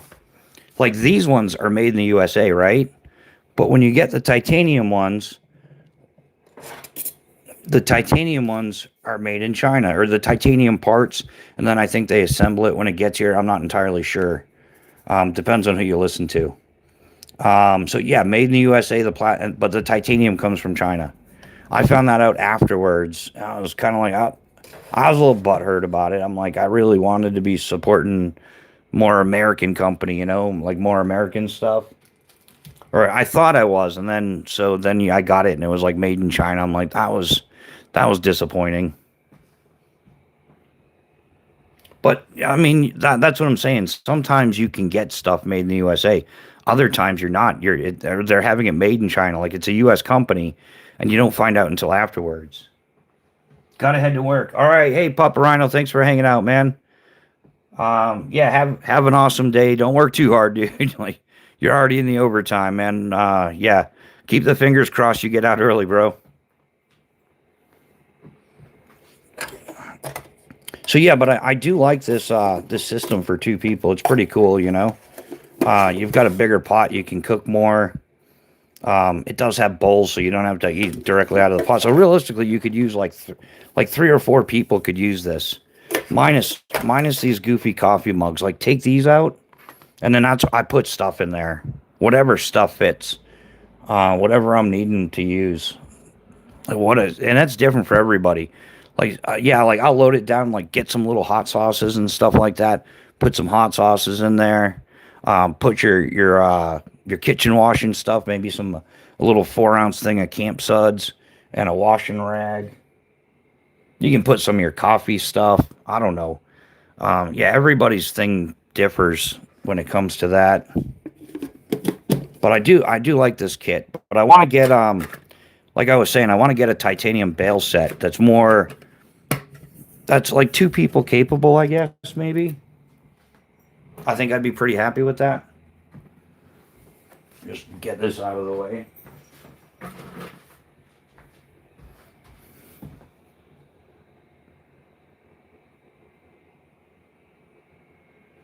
Yeah, so that's some, but this one is the one that took the beating. And yeah, this is a good. I just throw stuff in there, whatever needs thrown in there. I guess I'm not gonna do on my 38 piece cook kitchen kit. I don't. I think I'd just confuse people. They'd be like, "What are you talking about, dude? Just put stuff in there." Yeah, man, put whatever stuff you want. Like it can be coffee, it can be spices. Definitely want to. If you're a pasta person, you want to bring some extra salt for putting some salt in the water. Yeah, whatever. Put. You know what I like to use sometimes?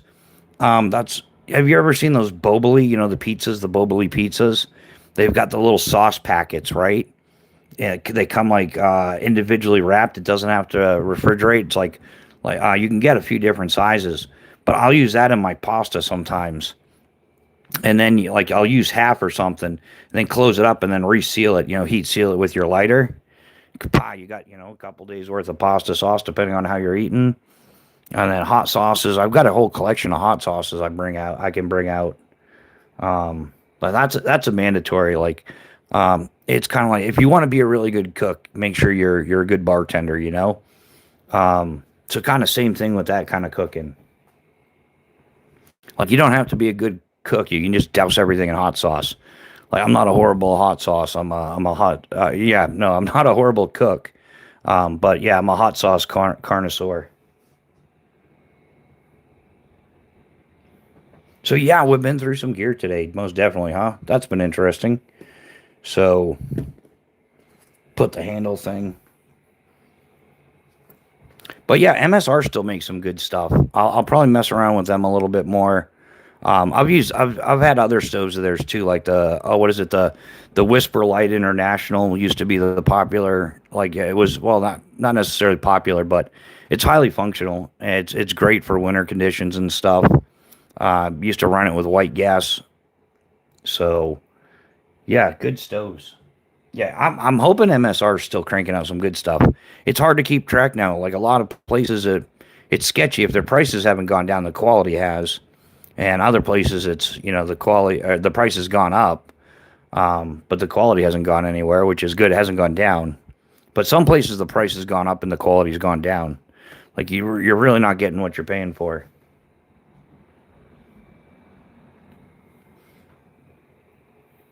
In fact, I've been putting a little thought into what I'm going to do next. I might get more into that chest rig.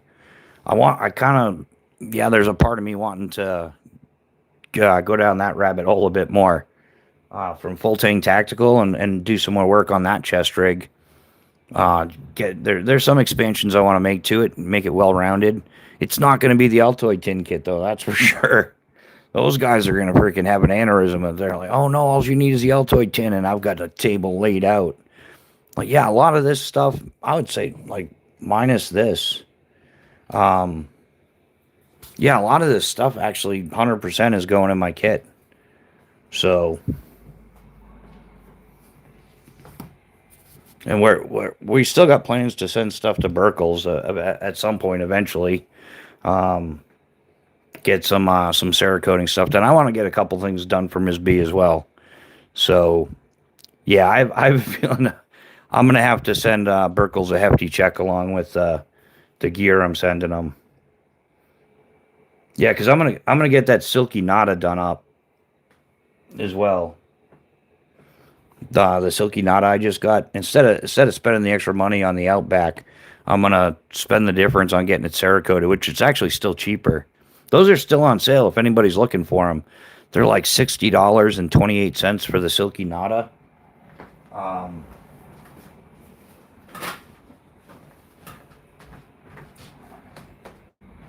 Yeah, the full 240 millimeter one, it's on sale for like $60.28 or 38 cents or something on Scamazon. But yeah, I think I'm gonna send this down to Burkle Cerakote, have them Cerakote it, and then this will be one of the projects when I start doing my Kydex. I want to make a custom Kydex for this.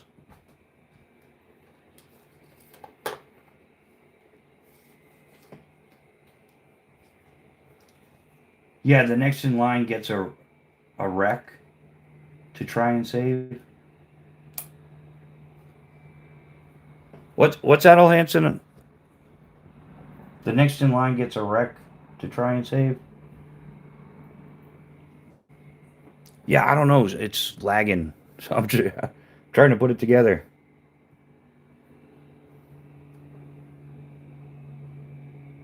Yeah, yeah, that's the whole thing. So yeah, Pat, imagine this with custom Kydex, right? Wouldn't that be like so much better? The only thing I like about the sheath really is that it's got the side release buckle, so you can take it off your belt without removing the belt. I mean, you could have a removable belt loop and take the whole thing off, but I do like the design. It's actually more designed, like I said. These most of this stuff is for arborists, and they would put it on their harness, or they call it a climbing saddle, and they do have like a 1 inch belt that goes around usually on the outside of the climbing harness. So that's why they designed it around arborist work, not outdoor bushcraft, whatever's going on. Dave James, good morning. I looked on Amazon, couldn't find it. Do you have a different Amazon over there? I think they do it differently, Dave James. Yeah, yeah, I know it's different in Ireland because Irish John and I have been on the phone talking about stuff, and we get two completely different prices, or like some things aren't available because maybe it's like the zombie knife law or something. I don't know.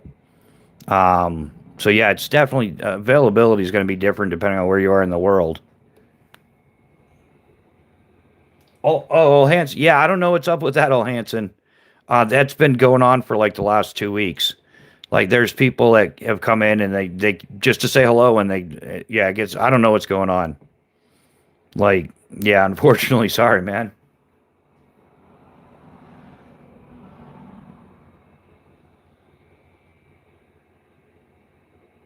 Oh, it's yeah. The Outback one is it comes up on mine as like 130.99 or 131.99. So yeah, you can get the Outback Nada for like 130 bucks. Or you can get the regular one for like 60 bucks. And I think the price to get this Cerakoted is like 60 bucks. So instead of the only difference between the Outback Nada and this one is the Outback Nada has it's black oxide finish. So but I'm pretty sure like I'll be willing to bet on it that Cerakote's a better finish than black oxide. So for a total of $120, you can get a better deal. Um, Still using the same sheath though. I don't know what a custom Kydex sheath would run for this. Man, probably like $100 on average. Oh, and it even contained pure optimism. Yeah, I don't understand. Yeah, I don't know what's going on. I had it messing up hardcore last night.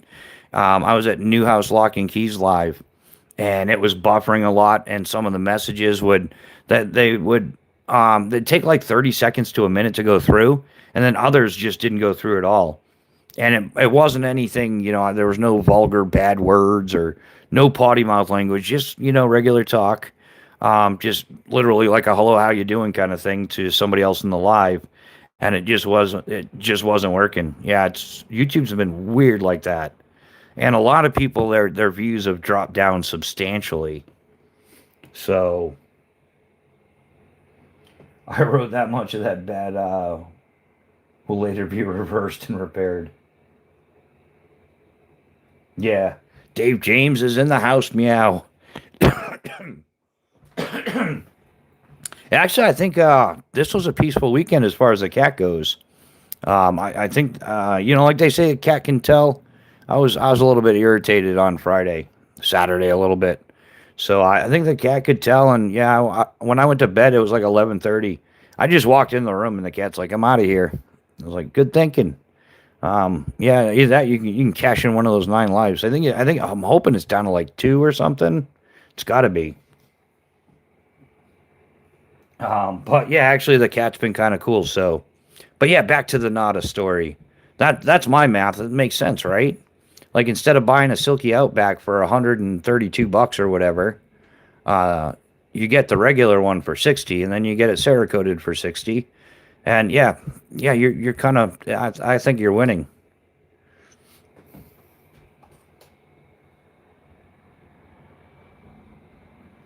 But yeah, but the whole thing. I'll probably have it Cerakoted before I have it Kydexed. I've got some other stuff. That's the other thing is just yeah, it's not none of it's cheap no matter which way you slice and dice it. No, I'm not. I am not wasting a dime on any trinkets, nor am I going to do any of the. Like I've stuck to my guns about that. This would be a lot easier if I just said yes to a whole bunch of different Dragon Country places. I could have been showing you guys like some cheaper multi tools and some cheaper knives and hatchets and all that. But I'd just rather stick with what I'm doing. You know, there's plenty of other YouTube channels out there that offer information on different stuff. I'm just going to offer information on the stuff I really want to use. Makes the most amount of sense still. Don't be so mean. Oh, it wasn't me. Yeah, Dave James. Yeah, you weren't in here Friday? Yeah, we got trolled hardcore. Like it was like organized trolling. It wasn't that standard. YouTube just put your live out in the algorithm and there's a bunch of turd nuggets in. No, it was people came with intent. In fact, they made the mistake of dropping a name. So yeah, one of the people in here trolling gave me, said a certain somebody was gonna come to my live and take care of me or something along those lines. And like, what's he gonna do? Run his mouth like you're running your mouth in the screen? And why would you have brought that person into it? So yeah, there's other channels sending their little minions in here to troll, and one of them slipped up, so I guess I got in his head, huh? So yeah, it's not accidental, it's not random, it's intentional, targeted. It's not even trolling; it's straight up what they call cyberbullying, and they can keep doing it. But now I know how to report them, and eventually it'll go back to their channel because they'll start cross-referencing IP addresses and all that stuff. So yeah, it's. I'm kind of disappointed they're not in here this morning doing the same thing now that I know how to deal with it, like on a professional level. Like I like hurting their feelings. That's fine for me and all, but yeah, I got no problems dealing with it.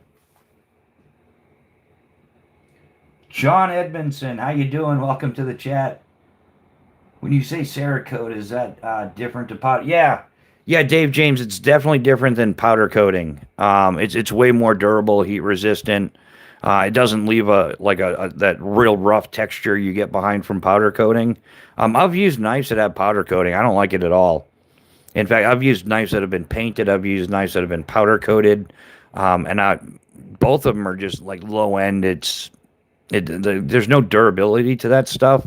Yeah, then you get into like DLC and PVD coatings, and those are extremely durable compared to Cerakote. I mean, not Cerakote. Excuse me. The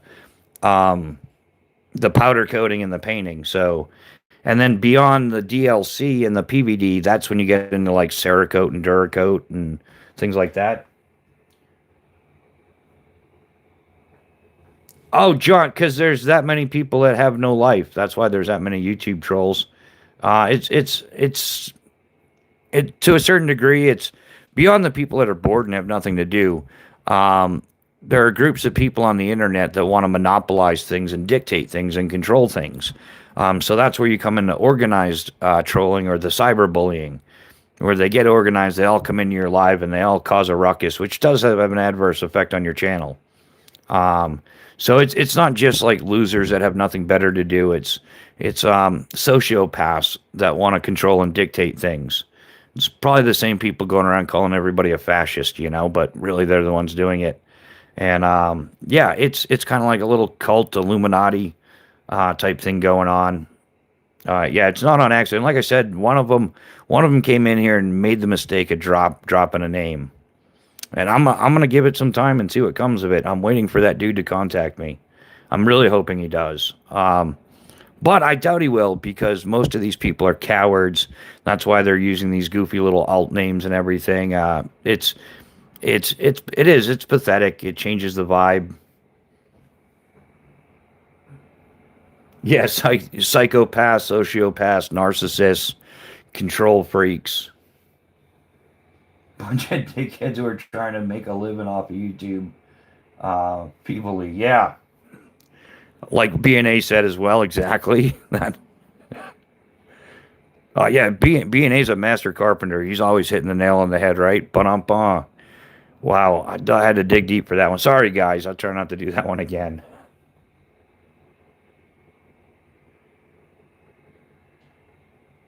Yeah, just get a real job. Oh yeah, thanks, John. Yeah, the one knife I have on the table. Yeah, it's a Phobos Tier One BC. This is a full tang Magna Cut. Yeah, that's the only one. Oh yeah, and my Spyderco Sage 5 CF. This is getting to be one of the most showed knives on you on all of YouTube. I think I could almost make that claim. I think it's been in every live. That's 100% sure. Yeah, I've had it in every live since I've had it.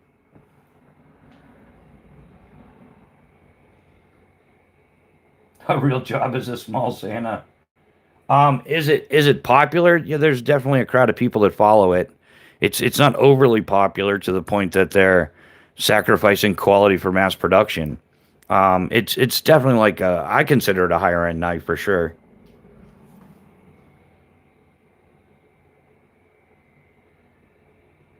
Yeah, yeah, and I think the other problem too is I support America, and there's a lot of people out there that don't. So they like to come in here causing a ruckus over that.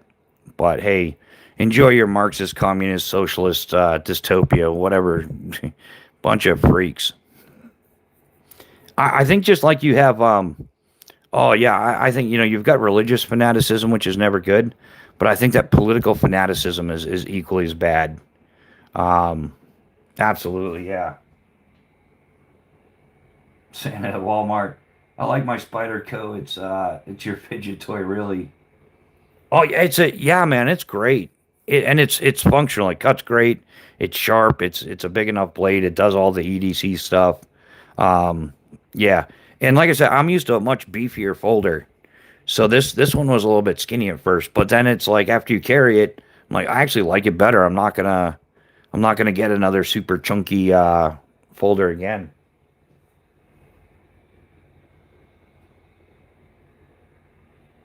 Yeah, yeah, well, that's the whole thing, man. Teach their own, whatever you want to carry, whatever makes you happy. Yeah, I always say that. Like I do what I do because I like it, because I understand it. But yeah, teach their own, what everybody wants to do. Yeah, whatever works best for you. Like yeah, I like to say you do you, boo.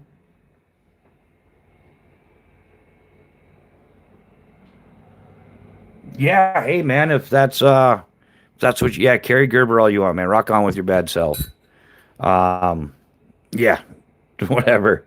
Um, I don't know what to say, man.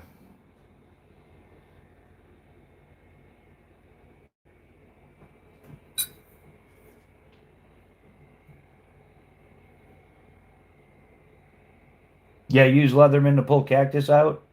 Yeah, I guess yeah. There's a million and one uses for a Leatherman. Can't argue that none.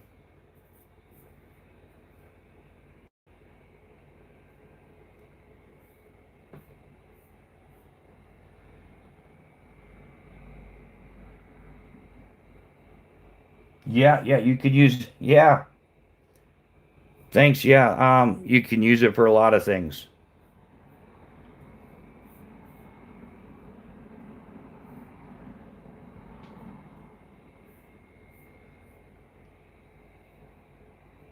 But yeah, hey, for the people trolling, I just want to I should like it's been so motivating. It really has. And um for the last 28 days, I just want to fill you in on this because it makes me feel good. This is how motivating it's been. Yeah, we're up 303,000 views. Um, yeah, 1.8 thousand hours. We're up on watch time. We're up 529 subscribers, and yeah, it's 1,010% more views than usual. So thanks for the motivation, boys. I definitely appreciate it. I'm gonna keep rocking on with it. Um, yeah, I got a lot more planned. We're gonna be playing a lot more. Even if I just smash it with like morning coffee socials, maybe a brunch time bushcraft chat. Um, yeah, maybe an evening. Yeah, we're gonna keep just grinding it, and grinding it. Um, yeah. Do you have a large roof where you also have to knock the snow down? No, we've got a steep pitch roof, so you just got to not park the car next to the roof. Yeah, we don't have to worry about getting the snow off the roof here. Yeah, definitely a New England house.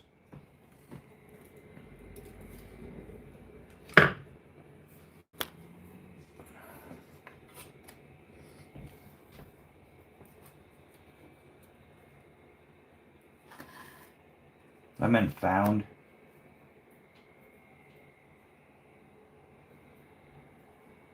Yeah, I don't know what you're talking about, dude. I just use a normal knives. Yeah. Well, yeah, John. Get into the habit of using full sentences and everything like that. A little punctuation might help. Get your point across. Are you saying the trolls cannot be women? No, no. I bet you. No, I bet you. There's a good percentage of trolls that are women. Yeah, they get their panties in a bunch. They're all cranky or something. PMSing, midlife crisis. What metapausing or something. I bet you there's women going through menopause that are like they get up in the morning like I'm going on YouTube to troll. I, I don't doubt that for a second. Might even be like a 50-50 split, right? Like I think trolling is supporting equal rights. Trolling is most likely a DEI hire scenario. Um, right? Karen is a female name. But yeah, there's Karens and there's Kens. There's some off the rocker old dudes out there, totally SJWing it up. A lot, yeah. Yeah, there's a lot of annoying people. You're right about that. I think annoying would be a gross understatement. But they're definitely underachievers. You can tell that. Like anybody moving a step forward than them, and they get jealousy kicks in, and yeah, you can tell they're underachievers. How do you deal with all that? Well, sometimes we just sling it right back at them. We've been known to hurt some feelings or two on this channel. But yeah, typically we just ban them from the channel.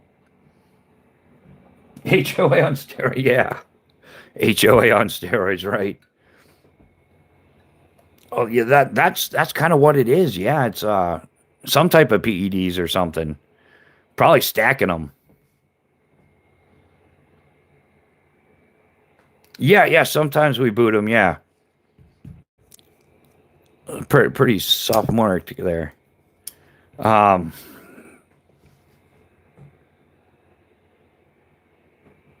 kind of curious. So what's everybody got planned for today? I'm gonna rest it up.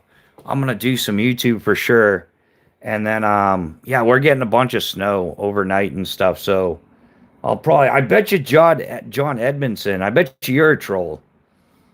Yeah, I'm gonna go out there. I'm gonna throw it out on a limb, and you joined YouTube February 19th of 2026. So John, how long you been trolling for? Cleaning and cooking, watching a couple of lives. Oh, dare I say, I don't know. I'm not sure it's humid enough to make soft pretzels. I'm not sure if the dough will rise properly. Making a leather mask for my council tool last. Nice. Yeah, how's yeah, send me some more pics of the B&A. Like yeah, yeah, you did the silky saw holster. That came out great, dude. Yeah, I'd like to see how the mask comes out.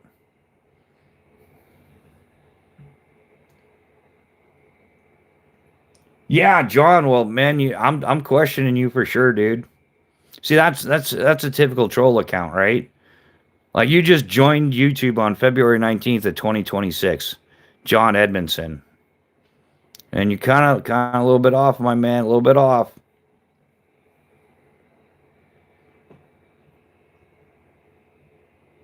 Coming to a mutual understanding.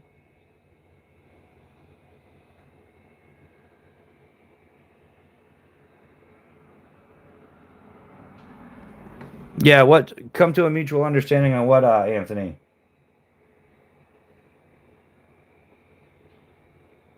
All the is like I won't come to a mutual understanding with the people that have been trolling this channel. For the most part, I know who they are. They make the mistakes of bragging about it during their lives. I've watched them do it in other people's lives, and I know I've spoken to two people personally that have been run off because of a certain group's behaviors. Yeah, a certain group of people think they're the YouTube police, so yeah, nobody wants to be a victim of anyone. Yeah, cabin fever is setting in hard. Yeah, I tried doing that. I kind of made it public, like, hey, just leave me alone. I'll leave you alone. I got my own thing going on. I'm not even competing with anybody in their category. But yet they consistently want to troll me. So, but hey, like all things, the truth will come to light. They all drink Bud Light.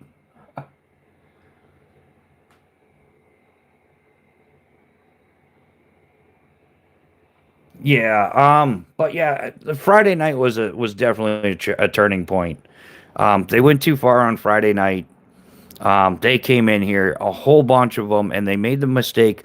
One of the guys trolling dropped somebody's name, dropped a channel name that he was going to come and take care of me. And if you can follow him back to a certain group of people. So now is like they're dropping the evidence, like so it is what it is. If they want to be a bunch of tools, then I'll outmaneuver them.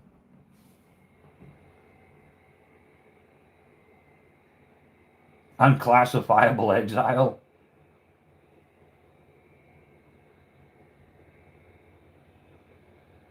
Yeah, you think they're drunk trolls? No, it was something different. But like I said, they've been causing problems for quite some time. And also, did like I just went over the numbers. I'm over 1,000% up in my channel's performance in the last month, and I'm just going to continue doing it. They can keep trying, but it just motivates me to be even more successful. To just move forward, keep doing what I'm doing.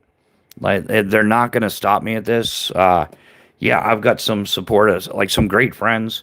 I've got a lot of good friends I can talk to about what's going on, and yeah, that's a huge help. The missus completely supports it. So yeah, Mrs. B is 110%. Yeah, just keep grinding and keep doing it.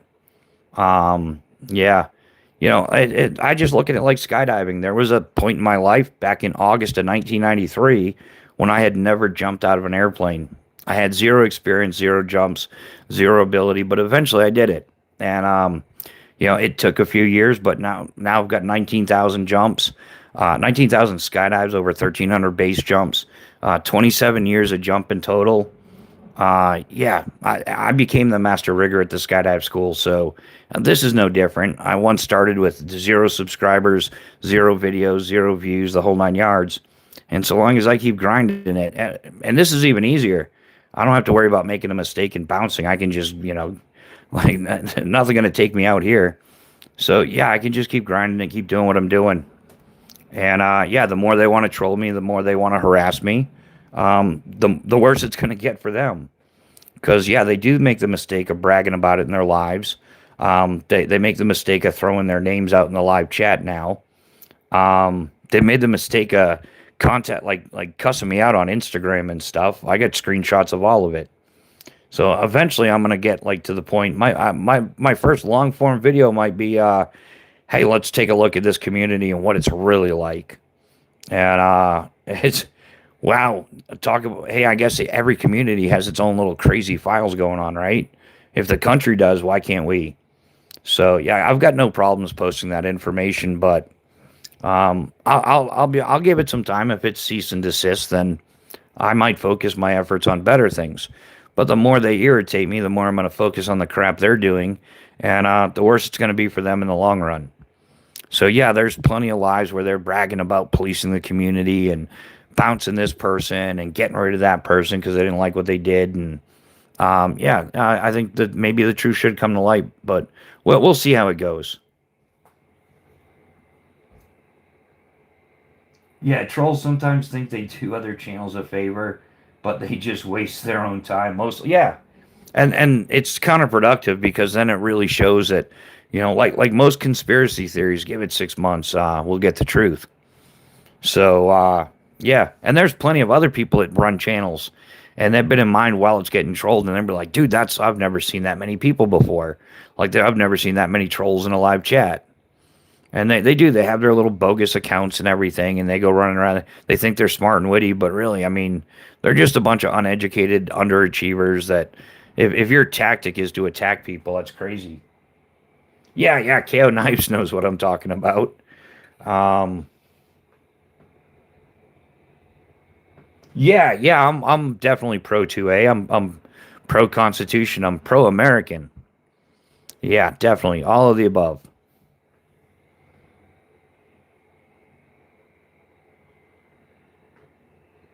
Yeah.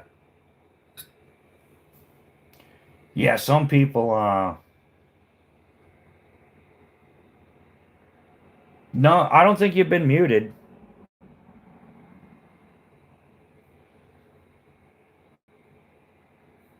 Yeah, you definitely haven't been muted or anything.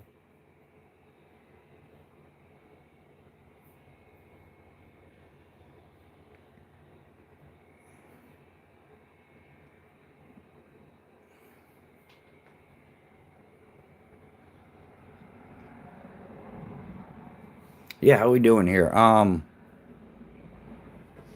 Yeah, so that's my current plan. Like I said, I'm gonna stay away from doing longer lives. Like last year when I first started, I was doing some 8 to 10 hour lives. But rather than doing like a 10 hour live, I'd rather do like five 2 hour lives. And that way there, yeah, like I said, I don't wanna step on anybody's toes, but I will be stomping on some toes. Oh, I'll have a purpose behind what I'm doing. Don't worry about that none. So yeah, we're gonna be posting like I've been running it, experimenting with different times and different things to do over the last month now, and it's paid off literally 1,000%. So as far as the channel growing is getting to where we want it to be, yeah, we're getting closer and closer. So I'm just gonna yeah, I'll keep doing some more experimenting as I dial it in.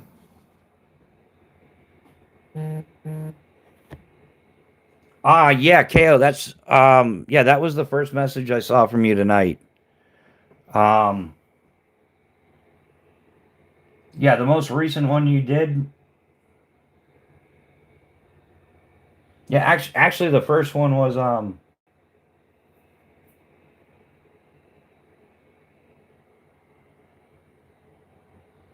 yeah, the first thing I saw from you was when you sent the two jewels.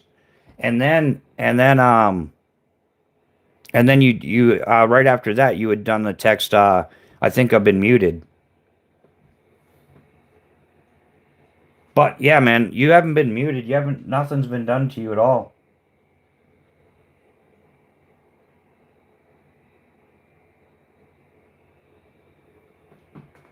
Yeah, zero deleted messages, zero timeouts, zero hides. Um yeah, yeah, you're not muted for sure, man. Nobody's ever done anything to you. I don't know why anybody would. Well, how do you close this box? I can't see the chat now. Oh, that's awkward. There we are. We fixed it. Yeah, my first two messages are just gone, literally. Yeah, KO, that's been happening to everybody. Old Hanson had some messages that didn't show up. I was in Newhouse Lock and Keys last night.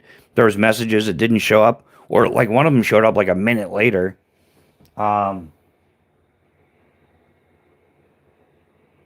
yeah, and then there was last week. What was it, Tuesday or Wednesday? YouTube was down for like 3 hours where I'm at. Yeah, YouTube automation is a bit random. No, it's been like the last week or two. There's been like a lot of mess ups in the lives that like with chats. There's been mess ups with lives, and it wasn't just YouTube that was down. What is it? I think Twitter. No, Reddit. Reddit was down. There's a few other platforms that were down.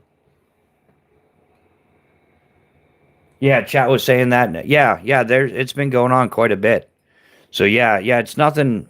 Yeah, if for some reason, um, yeah, it's nothing personal. Like for sure, 110%. Like if anybody's chat isn't going through or something, nobody's like deleting your chat or anything. It would show if your chat got deleted.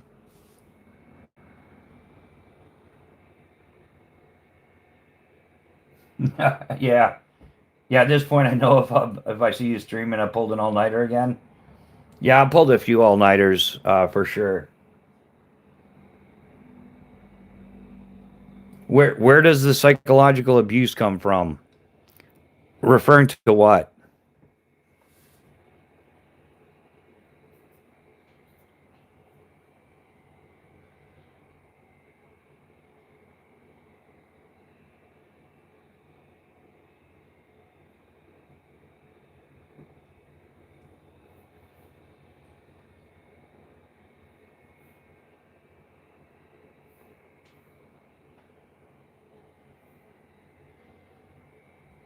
Yeah, some new buggy. Yeah.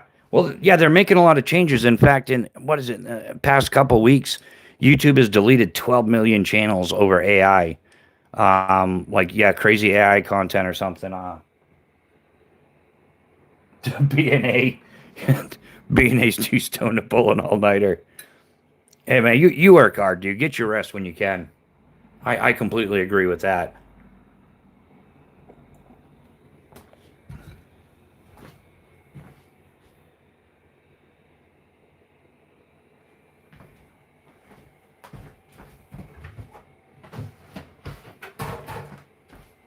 Yeah. So ba yeah, Darwin is no longer here. I'm curious about the trolls. I had two people drop in the other night and say I suck at sharpening. Yeah, well, it's like kind of look at what it is. Like a good example, there were some guys from the slingshot community. They're no longer around anymore because they were trolling, and they would come in and you know it was them because they would automatically attack something about somebody's slingshots. Like, and it's the same thing. Like the people that come into my live chat, I know for a fact that they're from a specific community, and every time it's one of their favorite sayings is "Are those knives from Timu?" Like, come on, dude, you're an idiot. Like, you're telling everybody you don't know what you're talking about, or they'll come in here like just saying some trash stuff because to them their knife is their entire life or their slingshot, and anything against their knife life is like an assault against their personality or I don't know what it is, man. It's a form of some type of mental derangement. But yeah, they come in here thinking that because they attack my the only part about it that I find offensive is I know the man that makes Phobos knives. I know him very well. He's a very credible man. He's dedicated the better part of 3 decades of his life to serve in this country. 22 years on active duty, um, as an 18 Delta Special Forces medic, and then he did some other alphabet organization stuff afterwards. Some secret squirrel stuff, whatever. But now he's retired from all that. He's making knives. He's a disabled veteran. He's served our country his entire life. His best years were given up to this country, and he enjoys making quality knives. So yeah, I find it offensive when people come in here like they know what they're doing. But I'm just not going to put up with their crap. Some of them I know I'm living rent free in their head because I won't go away. I'm not the other channels that just, oh, you hurt my feelings. I'm going to go away now, or I got played. So no, I'm just going to keep grinding it. And publicly, I've never agreed to any type of schedule or agreement or time slot or anything like that. I'm still like I'm a free agent of YouTube. I have my account. I post whenever I want to. I go live whenever I want to. I have no agreements with anybody, and I'll just continue to do it. And that's why it is. It's a certain group of people that want to control people. They want to. Yeah, it's absolutely disgusting. Troll survived in Vietnam. I have a sharpening stone, and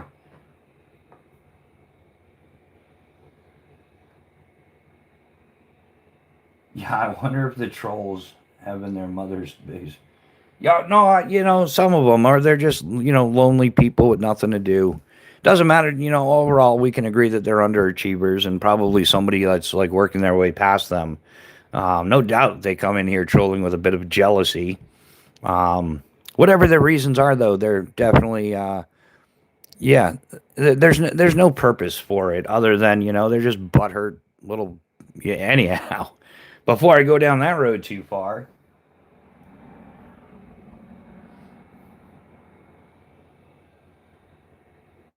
Yeah, I put up with them because I don't care. I live off ice water and spite. Yeah, it's lonely in mom's basement.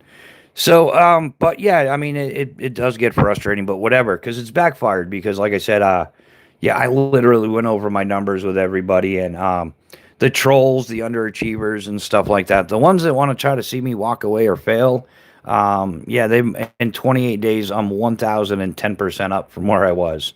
So, yeah, keep on trolling, keep on motivating us to do better and to build a bigger channel, and yeah, to have a bigger presence out here. So. And like I said, if things like I'm going to continue growing, my options are going to increase, and so will my opportunities to do things. So if I'm left alone, yeah, I'll probably forget about it in a while. But if I'm not left alone, it's going to be in my face the entire time. And when I have the resources, yeah, I'll drop a video that will end all of them. I promise you that. I'm not. You don't mess with the rigger. Come on now, everybody know that. Um, don't mess with the cook. It just equally applies. Like, don't mess with the rigger. And they're making that mistake. I'll outsmart them. I'll outmaneuver them. I got friends too. I need more. I'm probably gonna get more knives, Dave James. I really am. But I'm gonna get more Phobos knives. Probably gonna get some more Spydercos. Um, oh yeah, that's the good stuff there. Yeah, we've moved on to cracking a can now. Look out. um, yeah, I've got some other stuff I want to do before I invest too much more into knives. So yeah, we'll see how it goes. It's help the channel keeps growing, things keep improving. Yeah, things will happen quicker and quicker. But yeah, I'll do what I have to do to make this channel grow, without a doubt. Of course, staying within legal limitations and YouTube's terms of service. Of course, um, I'll do whatever I'm allowed to do.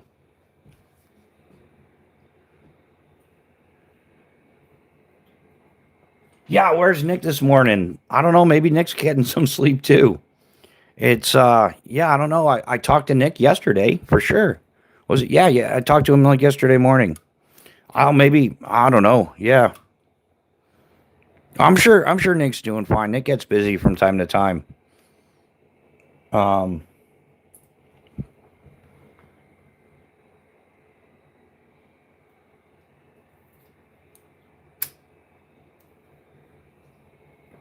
yeah, maybe I'll send him a text after the live, see how he's doing.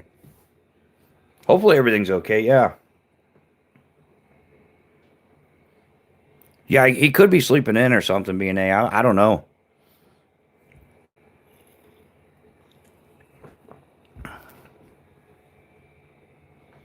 But yeah, like I said, I'll send him a message after the live. I'll be doing another live sooner than later.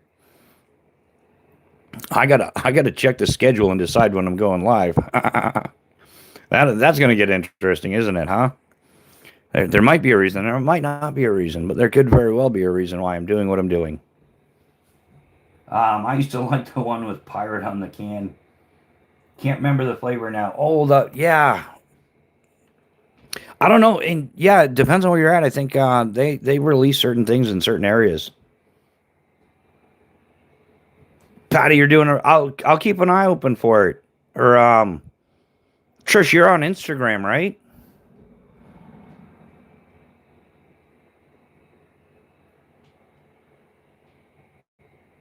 Gonz EDC, what's happening? Welcome to the chat. How's it going? Yeah, Trish, I'm on Instagram as well. So yes, shoot me a message with whatever time you're going. I'll make it over your way. We'll try to get your numbers going in there. Like it's good stuff too. Like I said, Trisha's got some really pretty knives. I mean, compared to my knives, her knives are pretty. I just call them, she's got pretty knives. They're highly functional, but they're prettier than what I usually do. It's fun to look at. I'm not the one that has to worry about scratching the blade or anything. That's completely on Trish. I get to enjoy the view and some different knives and everything. Yeah, there's a couple that Mrs. B has liked as well.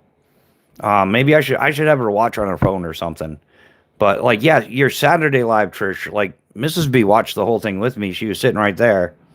Um, except for, yeah, I had to go out and clean off her car and then she went for coffee. But yeah, I don't think I've had someone genuinely rooting against me when you're not a dick to anyone. The people watching you don't put up with that.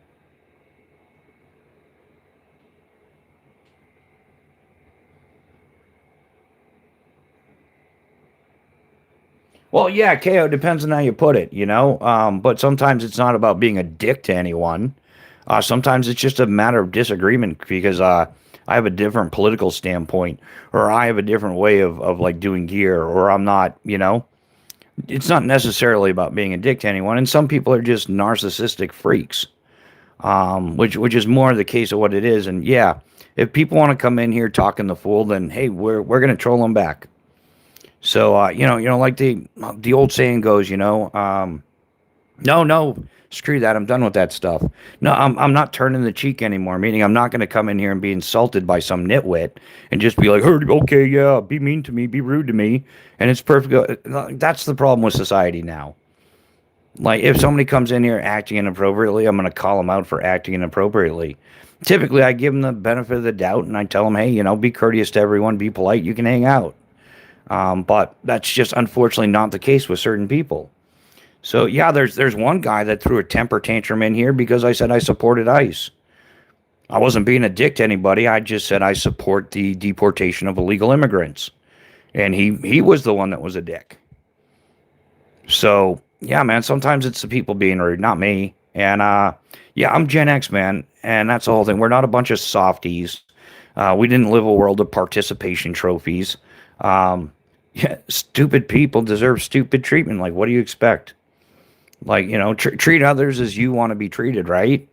So if they come in here treating people like that, I'm going to assume that that's how they want to communicate. I got a troll sniper patch for a reason. Yeah, and it's kind of a hobby in here. Yeah, we like to troll the trolls in here. We have this is the official founding website of the Troll Hunting Club, the FAFO division. And we also have the coveted Troll Sniper tab as well. Yeah, that came right from here, this channel. I'm not just a member, I'm also the president.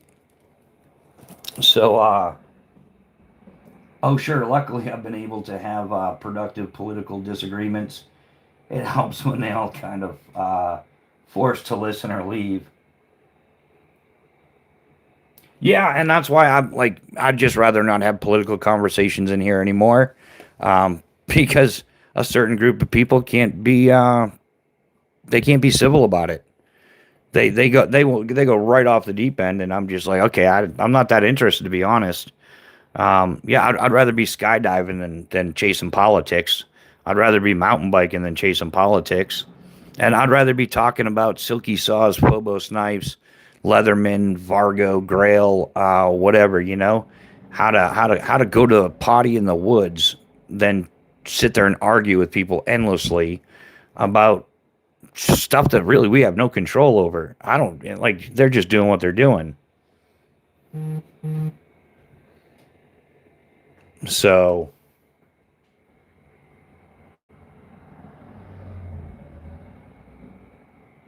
oh yeah, no, yeah, a lot of the trolling actually began when I supported America, and I'm dead set against like just we got to stop buying stuff from Dragon Country. That's when they really started. I'm like, you won't catch me spending a dime of my hard-earned money on any of those like little pocket trash trinket knives from Dragon Country.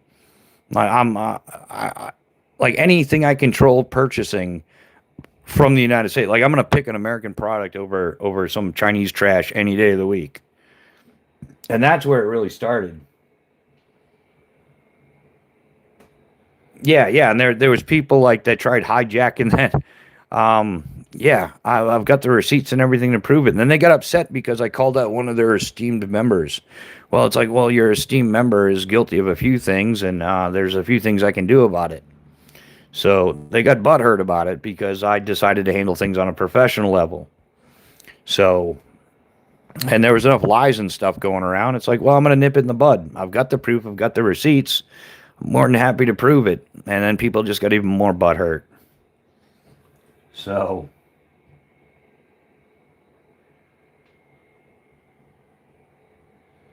yeah. I mean, but either way, like the trolling is unjustified. I think I've been to plenty of channels, and I've never if I disagree with somebody, I just whatever. I really don't care. I've always been polite and courteous in everybody's live that I've ever been to. Whether they said something I disagreed with or not doesn't matter. I'm not really, hey, it's your channel. You say what you want to say, and if I don't like it, I can just scroll away. That's simple. But there's a certain group of people that want to dictate and control everybody and everything. And if you say something they disagree with, then they start it's not even trolling at that point. It's straight up cyberbullying, like by definition. And they're doing it in large groups. And Friday they took it to a whole new level. They were beyond repulsive. And specifically because it was live and everybody can go check it, one of the trolls dropped the name Titanium Justin. Titanium Justin was going to come to my live chat and take care of me, whatever that means. I don't know why some random troll would drop the name Titanium Justin. So if we're going to split hairs and we're really going to talk about what's going on, and where does Titanium Justin come from? What little clique is he in? What little group is he in? Can we call it a cult because they're sending their little minions in here who, for some reason, knowing Titanium Justin is a game changer? That's the kind of people that are out there. I don't know what Titanium Justin has to do with it, but the person trolling with me felt like for some reason dropping his name was a game changer. It was a game changer for me because it definitely points a finger at a certain group of people. Yeah, so I don't know what the big deal is with Titanium Justin, but yeah, he's going to come here and take care of me. And ironically, I remember Titanium Justin being in Tactical Llama's EDC live chat, accusing him of buying subscribers as well. So keep following. So follow that back. It was one of their lives. I'm actually, like I said, all the information's out there. You just got to clip it and edit it together. Maybe put a happy little jingle to it, But yeah, he paints stuff, huh? Yeah, we can't disagree and still be friends. Yeah, hey, sometimes we can disagree to disagree. That's fine. I just, there's people I disagree with all the time and it doesn't bother me. It's like, okay, we have a different standpoint on that. And as your friendship grows, if it does, then not to mention certain things in front of certain people. And that would be the polite way to go about things. But people keep coming in here just causing trouble. And they're pointing the finger at themselves. I think I'm getting under their skin enough that they, for some reason, have to come in here and tell me Titanium Justin's going to take care of me. And that was on Friday nights live, along with the dozens of trolls that were in here. So it's all public information. It's all there. So, yeah, there's a lot that goes on. I guess if you're paying attention really well, and you're used to looking for things that, are harmful. Do you like watching testing of gear? I do like watching some of the testing of gear. I do. In fact, one of my favorite ones is Luke, the Outdoor Gear Review. He's one of the few that's not a paid shill, but there's a lot of channels I enjoy watching. Some of them that like some of my favorite ones are the ones that talk about their gear but don't try to sell it to you all the time. That's my favorite one. Some channels are just straight up QVCs. Buy this tent, buy this backpack, buy this sleeping bag. Click the link in the description below. And if they're lucky and they click on your Amazon link, then you get paid for like 30 days or something for everything they buy. But yeah, I like watching genuine reviews on gear, but they're far and few between now. Extremely rare to find a genuine review. There's usually a contract behind it and things you can and can't say. And I don't mind spilling the beans about it. I don't care. Like I've gotten plenty of these offers. I've talked to the live chat about it many times. I'm sure B&A's heard me talk. Like Nextool was one of the ones. Beavercraft, Ukrainian company, offered me, an affiliate deal, and I could say what they tell me to say, which is why I don't show Beavercraft stuff on here. Same thing with a few others. Nextool, same thing. I won't deal with them. One Tigress, right? I would love to be looking at sewn products, but One Tigress basically owns your channel. You're basically working for them. They're entitled to all your videos, a whole 9 yards. So yeah, I'm just going to buy my gear that I would normally buy that I want. And if I can get an affiliate along the way with something I like, I'll do it. But I'm not taking brand deals and sponsorships just for the bottom line, for the almighty dollar, for 8% of everything I can dupe somebody into buying, whether I stand for it or not. Yeah, free stuff for reviewers. Why is there so much fake Damascus steel? Yeah, I don't know why there's so much fake Damascus steel. I mean, in theory, all Damascus steel is fake. Didn't they lose the original recipe? So they're just making stuff that looks like it now and calling it Damascus steel. But to my understanding, and I could be wrong here, I'm sure somebody knows better than I do, but Damascus steel, they lost the recipe for like centuries ago or something. And what you're seeing now is like a rendition, like a re-rendered rendition, whatever, of Damascus steel. Never heard of Iron Man. One of my favorite channels is How Not To. Lost a few friends lately, yeah. Is that Iron Man's friend? Yeah, some of us are capable of this. Yeah. Just making sure I didn't miss any comments, guys.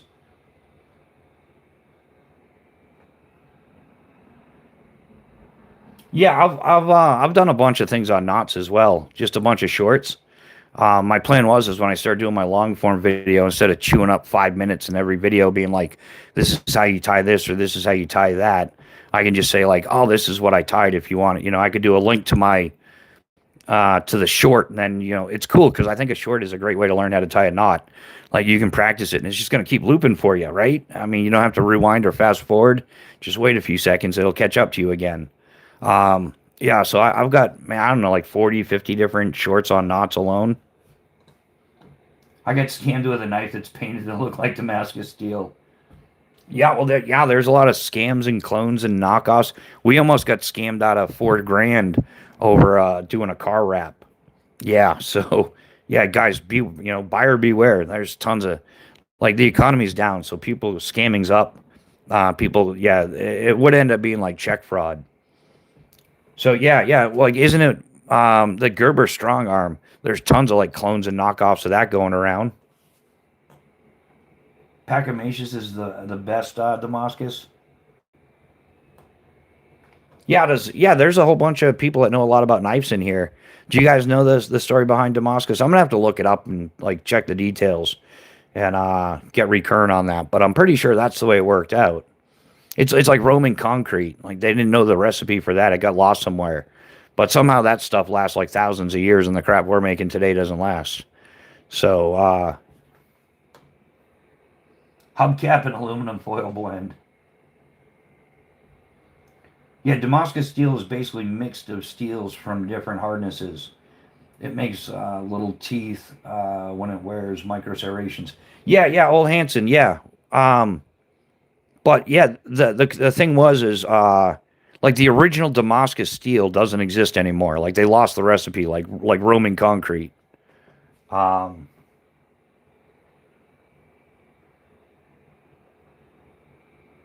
where can you get pajamas? Is blaze? Yeah, you're not making any sense there.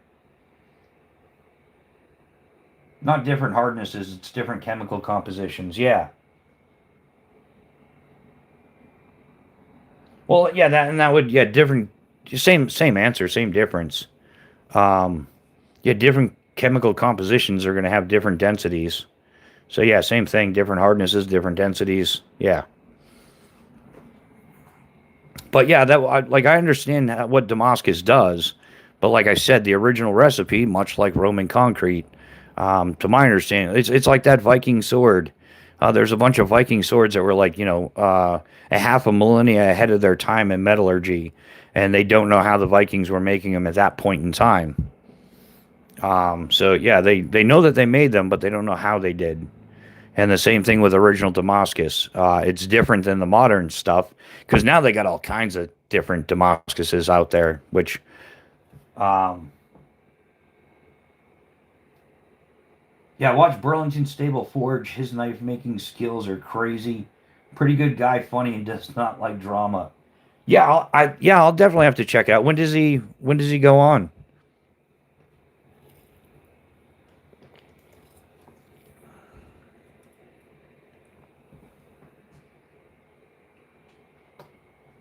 Yeah, the micro serrations is key. Yeah, yeah, because yeah, that makes it a nice toothy cut. Yeah, I agree. Yeah, totally. Oh, he dropped in your stream the other day. Right on.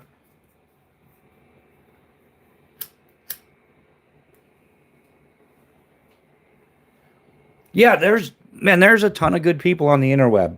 Don't get me wrong. Don't get me wrong. It's like just, but it's more like the real world. I think on the interweb, everybody tries to pass it off as it's all happy, happy, joy, joy. Rainbows and unicorns, and it's all about acceptance and tolerance. But the reality is, I think it's worse in the real world because you got more people hiding behind a screen. Like, yes, I guarantee a lot of these people that have the guts to say something in a live chat, if they were standing in front of your face, they'd be a lot more polite. They'd be a lot less mouthy. Um, and that's the problem you run into on the internet.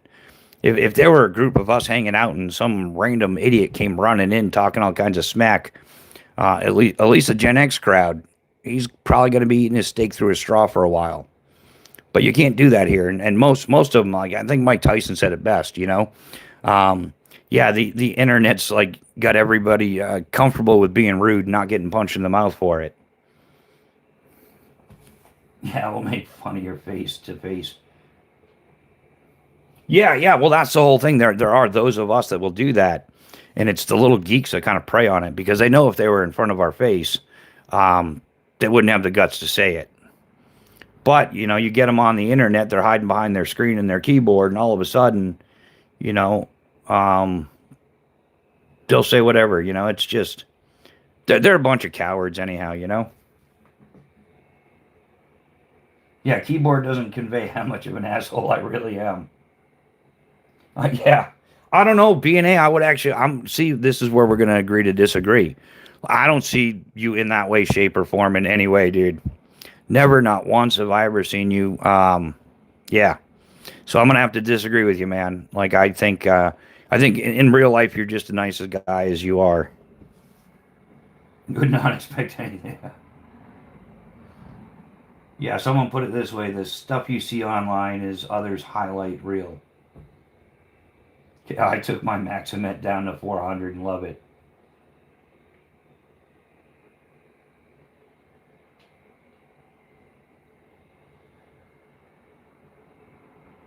Yeah, in fact, for a while I was over sharpening my knives. Like, yeah, they were, man, I was sharpening them up to like 2000 grit and stuff. And yeah, I prefer toothy edge over one of those razor sharp ones. It just, in general.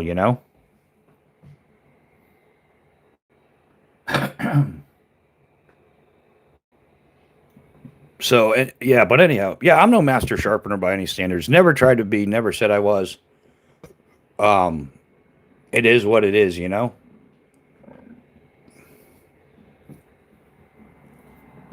Uh-oh.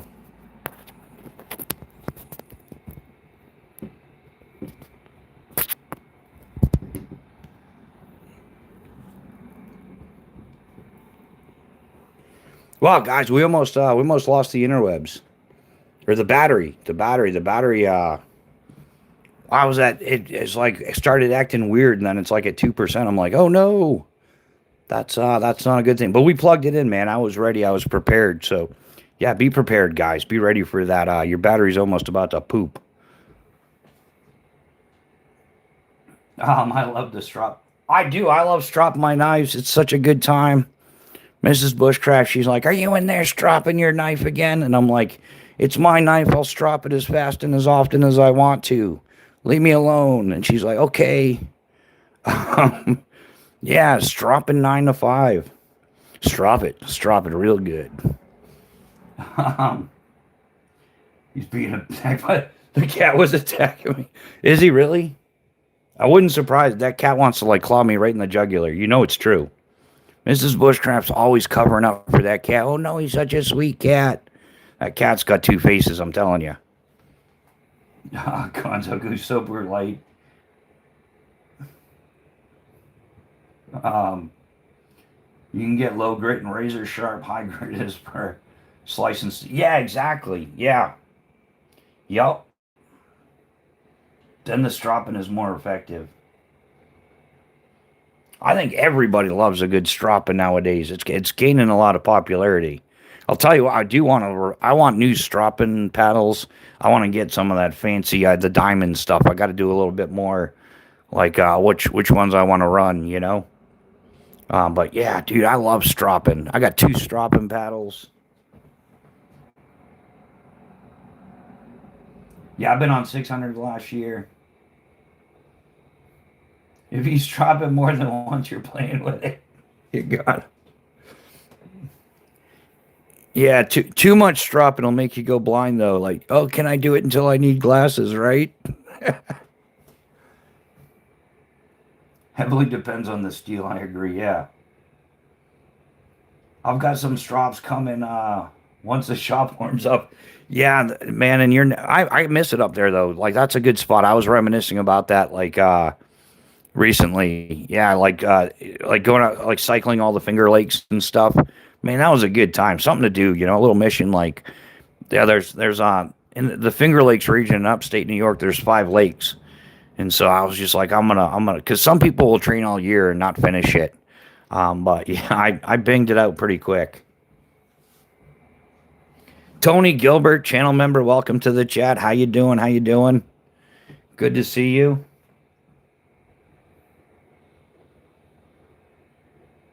Yeah, Pat, I gotta talk to you about a couple of projects, man.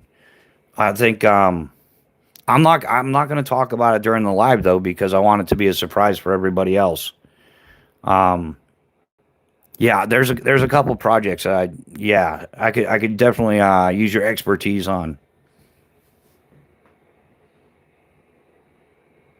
Yeah, I make my own straps with belt leather and Lacey's diamond emulsion. Yeah, yeah, I just don't have all the saws and leather and all that stuff. Yeah, I don't have any of that stuff. So, and hey, it is what it is. Yeah, yeah, we'll do for sure, Pat. Yeah, I mean, but I may not have made my own stropping paddles, but I've made my own base jumping containers. I've made my own parachutes. I made some pretty cool stuff. Made wingsuits, made free fly tubes, and the best part about making that stuff is I test jump it. Because test jumping's fun, man. Nothing. Oh yeah, that'll give you a good rush, man. Like it's the first time you're jumping something. I don't know if it's gonna work, and I'll be not everything I've put together worked. So I've made some mistakes and had some, but man, you talk about more danger for your dollar, right? More bang for your buck. It's one thing to go skydiving. It's another thing to go skydiving and scare the ever loving shit out of yourself. Yeah, man. And the longer you do it, the more it takes. Kind of like the junkies on the street. Like, yeah, man. After a couple thousand jumps, you're looking for a rush. Like, oh, can I hum it down? How low can I go? Yeah, can I get out 10 miles away and make it back, or have an off-field landing? Whatever. It all gets crazy. I've got it. Yeah. B&A bought like the whole cow and didn't even realize it. Yeah, oh, that was priceless. Yeah, I didn't think it was going to be this much. Well, yeah, he's got a chunk of leather.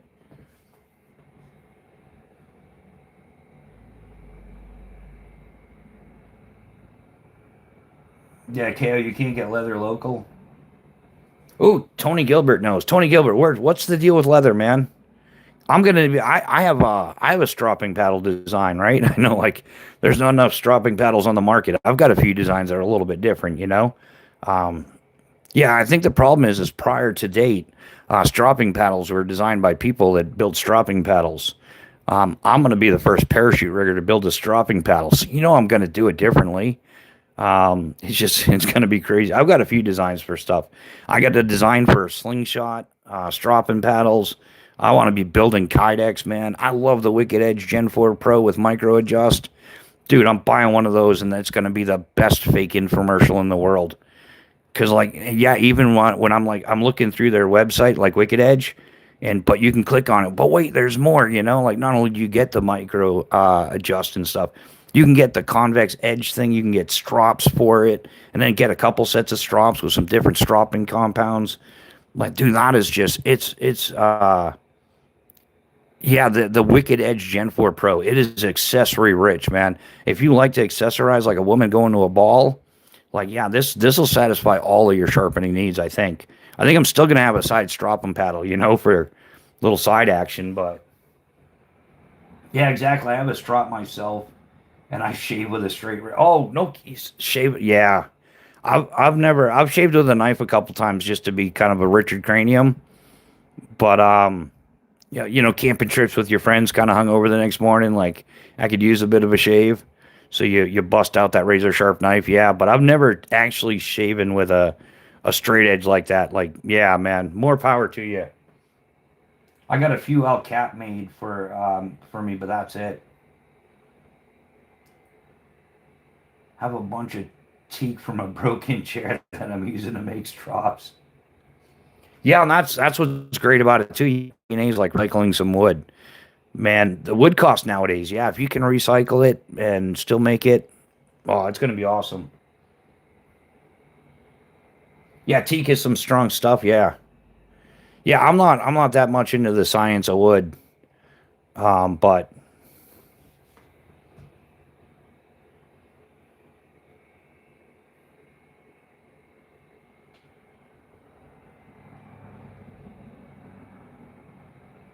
Gonzo, I have one from El Cap and one Billy had, which has been to hell and back. Yeah, it's just a good time. I'm gonna get more into the stropping game. Like I said, yeah, that's one of my grail items in the world though, is that Wicked Edge Gen 4. So, but yeah, I think even with that, I'm gonna have a nice little collection of stropping paddles because I enjoy it. It's man, I wish I had gotten into stropping like years and years before I actually did. Yeah, it's crazy, but I used to just use, like a little stone or something. Um, like for field sharpening, I just use a little stone. Like those classic ones are like 3 inches by 1 inch or something, 3.5 by 1 1/4, whatever. Yeah, I just used to use one of those. And then at home, I'd use a Lansky. I've used a Lansky sharpening for decades, man. Yeah. In fact, the first one I used, my grandfather had, and then the first one I owned, I bought at the PX. So yeah, I was like 18 when I bought my first Lansky set, and I've been using Lansky predominantly ever since. So I'd like an open L, just can't justify.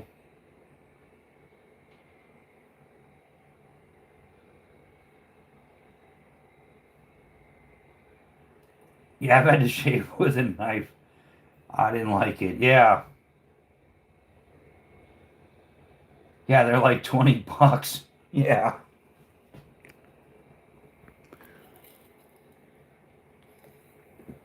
yeah. KO, you can't justify $20 for a knife.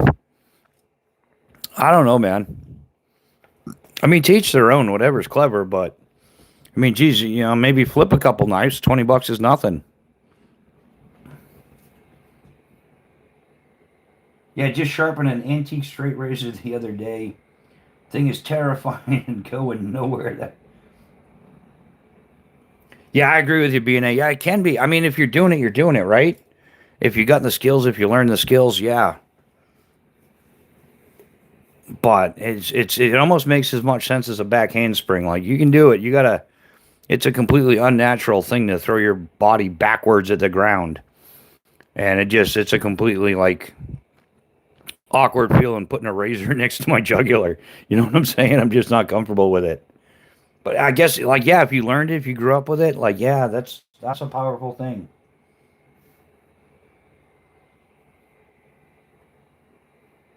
To be fair, after bills, I have $80 for the month.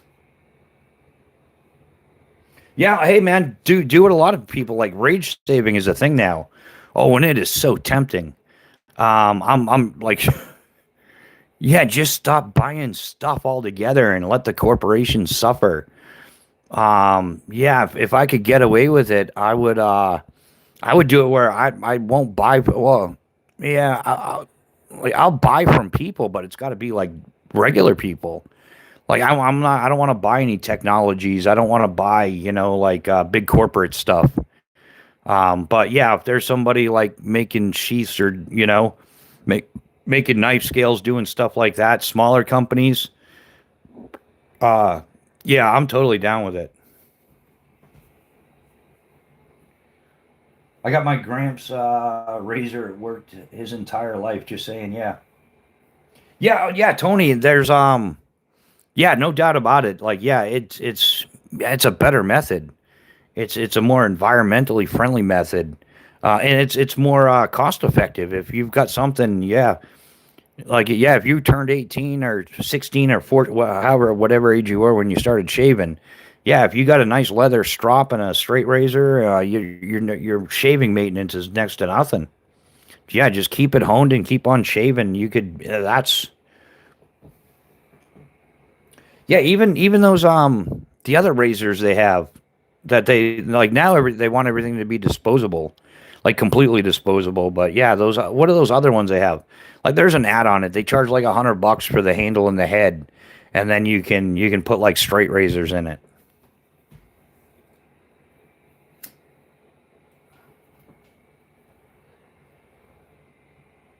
Yeah, that's what I was saying about Leatherman. Yeah, B&A said all my knife needs are met. And that's the way I feel about Leatherman. Leatherman just jacked up their prices again. The only thing I really have to get for my Leatherman kit is a couple of nylon pouches, belt pouch, molly type pouch for carrying. Other than that, like I have no like they've got a 40-year warranty. One of them's got like 34 years left on it. The other one's got like 39 and a half years left on it. So why do I really need to spend beyond that? Like that should man, I'm 51 years old. If I'm still out doing stuff and I need to yeah, whatever. That's a problem. I'll cross that bridge when I get there.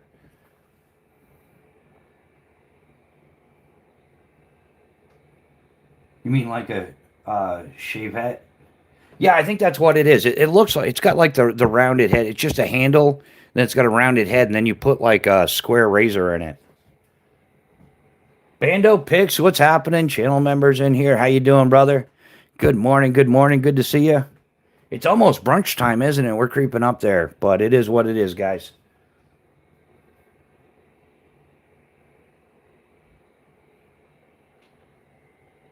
What's $370 ship KO? I don't know if they. Oh, okay. Oh, you were talking to BNA about a small and cozy. Gotcha. The CRK there.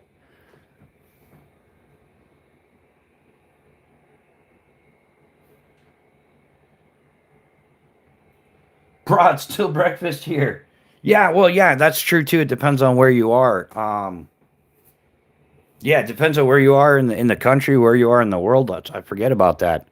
But here in the eastern seaboard of the United States, it's brunch time just about.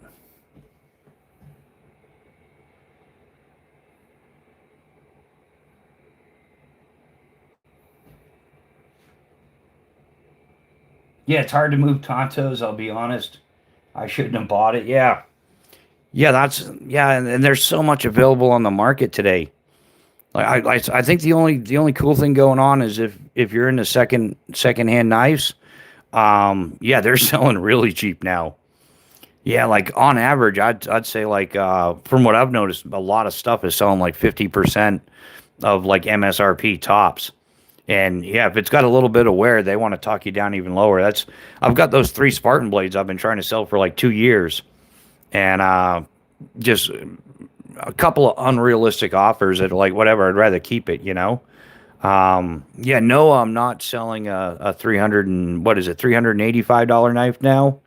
Yeah, Bando picks like 25% of MSRP. Yeah, and that's about what they offered me. Yeah, I think the highest offer I'd have on yeah, it would cost you like I think they're either 365 or 385 now. The Spartan Blades Orcos might be like 365, but yeah. So one person like $100. It's like, and then I got to pay shipping. So I'm gonna make $85 off we'll say a $365 knife.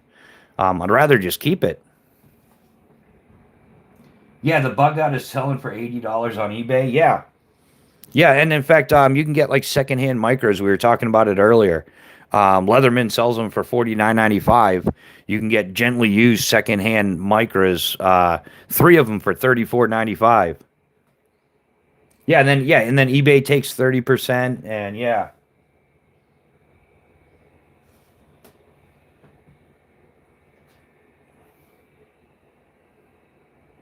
Yeah, eBay got greedy with their prices. We won't sell anything. We closed our eBay thing down. I sold a ton of stuff on eBay. I lost a fortune. Yeah, when I couldn't go to work because the Chinese AIDS. Yeah, I sold knives. I sold hatchets. I sold like a $10,000 paintball gun collection, or paintball. Can you say paintball gun, or does it have to be paintball pew pew, paintball marker, whatever? You guys know what I'm talking about, though.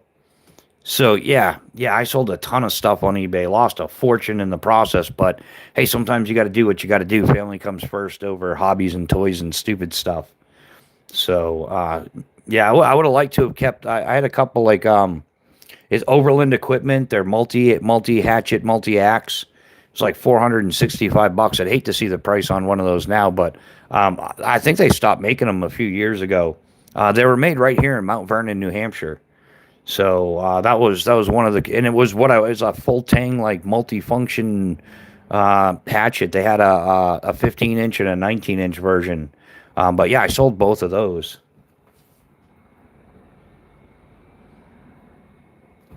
Yeah, you're free to say gun. You're not allowed to hold them on stream. Yeah. Well, I don't know. There's a whole bunch of stuff you're free to say, but it has an adverse action. Like yeah, there's certain countries, certain things you're not allowed to talk about. If you get talk about people blaring stuff at 5 a.m. over the loudspeaker, then you're called a name. So yeah, you can say it, but like everything else, like it has its consequences.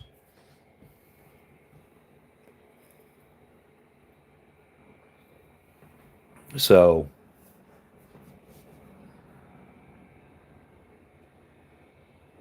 yeah, in fact, I've talked about certain things on here, and I have the laptop going so I can keep track of the chat and everything. But it also shows me what the views are. And yeah, I went from like really, really good views, and we ended up talking about something, and you could just watch the like it just crashes the live. So yeah, I haven't had any consequences on my channel from it. Yeah, it depends on how much you're paying attention. Yeah, everybody's experience is different. I'm not sure what's going on with all that, but yeah. So I don't know, man. So maybe the algorithm treats you specially. I'm not sure why. I don't know, man. I can tell you what like I saw. I can tell you what I know. And that's just it's how it is, my man. The only thing that man I lost was my St. Croix, but them's the breaks. It finds another one. Yeah, better times will return. The next administration will do some repairs. Yeah, I don't know. All Hanson, I don't even count on that. I think they're the same. It doesn't matter. Look at the last 20 years. It just keeps getting dumber and dumber. Doesn't matter whether it's somebody wearing a red hat in the Oval Office or somebody wearing a blue hat in the Oval Office. They counter each other, but in the end, it always ends up worse for the American people. So yeah, I'm kind of over that. It's gonna change because some new person is sitting in office. It's just not going to. They just keep screwing us over. As soon as they do one thing, it's yeah. Like they had the what is it, the Veteran Care Act or something, where if the VA was too busy and the appointment was too far out, that a veteran could go to any doctor, anybody, whatever, and then the bill would get forwarded to the government like it should. And then the next Beijing Biden took office and switched that over. And it's kind of funny because now Donald Dickhead Trump is in there, and he didn't bring that back or anything. No, like 88 to 92% of all this tariffs is getting picked up by the American people. So yeah, what wasn't going to be a tax on the American people is now a tax on the American people. And then the Supreme Court said it wasn't like legit, and they canceled it. And then the same day he says, "Well, I'm going to put a 10% worldwide tariff on," and then a few hours later it turned into 15%. So I don't know who the next dipshit's going to be in that office, or what moron's going to be running our Congress, or what morons will be part of our Congress. But one thing's for certain: 100% of them are completely against us. They don't have your best interest in mind. They have their best interest in how they can maintain power and things like that. So, yeah, I have zero faith in any government form whatsoever. I don't support either side. It's not a red hot. Like, I would never in my entire life wear any type of billboard crap from any politician whatsoever, no matter who it is. Um, yeah, I don't. Like I said, the two major problems in the world is religious fanaticism and political fanaticism, and they're both equally screwed. Um, and what people have to start realizing is it's not about the left side, it's not about the right side, it's about the upside and the downside. It's the elites walking all over us. So yeah, we're just gonna what I've heard cost anywhere. The tariffs have cost the American people so far.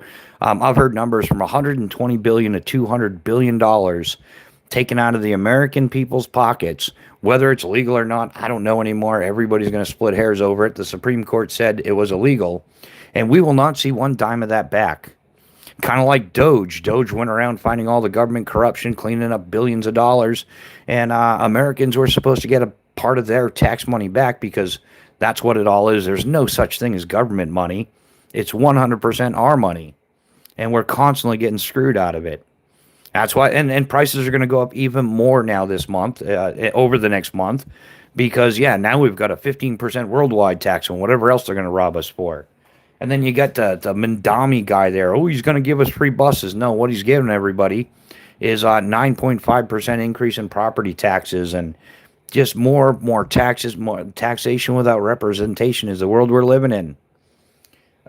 Somebody's got to throw some tea in the bay. You know what I'm saying?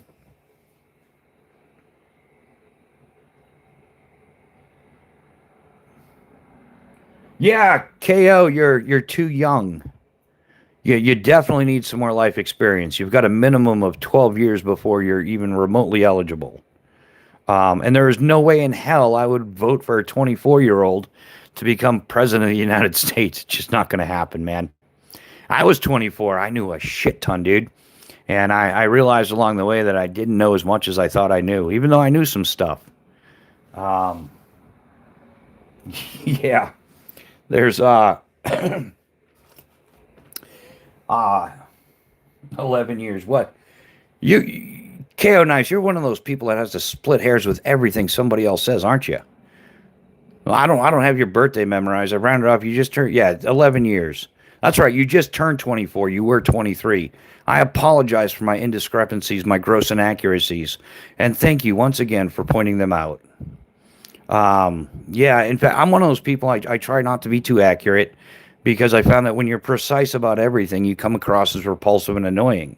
I learned this being a parachute rigger, splitting hairs with people over precise line lengths and canopy trims and what harness container was designed specifically for what size parachutes, what the pack volume is, what the cubic inches were, what the cubic centimeters were.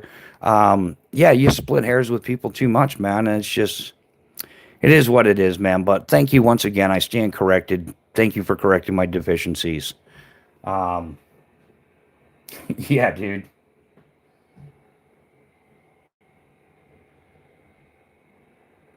James Davis, what's happening? Good morning. It's been a minute since I could sit here with you. How you doing, James Davis? Good to see you again, man. New house locking keys in the house. Welcome back, brother. How you doing, man? Oh no, just hey, life lessons. I'm that guy that has to say something to somebody every once in a while when they want to split hairs with me on every single thing I say. It just, yeah, man. Like I said, man, I learned from my mistakes, and that's the problem. Is we live in a foo-foo world. It's all, yeah. What do they call it? Whatever. Fake. We live in a fake world where everybody's like perfect and everybody. I don't know. Um, it's been a long week.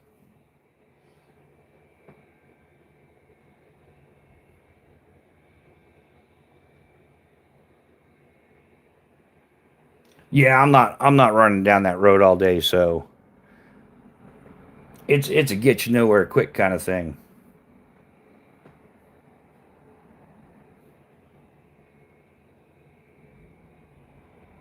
Flight weather is more detailed.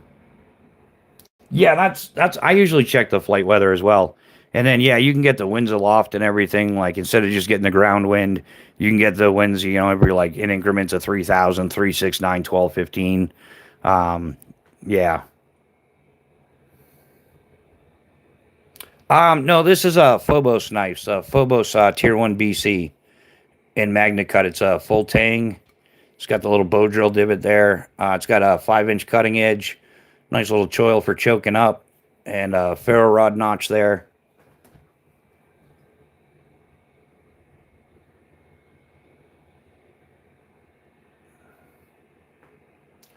Yeah, what does that mean, split hairs? It means that every time you say something, you're gonna there's got to be a counter to the statement rather than it's a being in constant disagreement with everything somebody says. So yeah, splitting hairs is like you're just not going to see things on the same page. There's two sides to every story, two sides to the hair. Um, Mama told me I was perfect, right, Gons? You know, I could be anything I want to be. Um,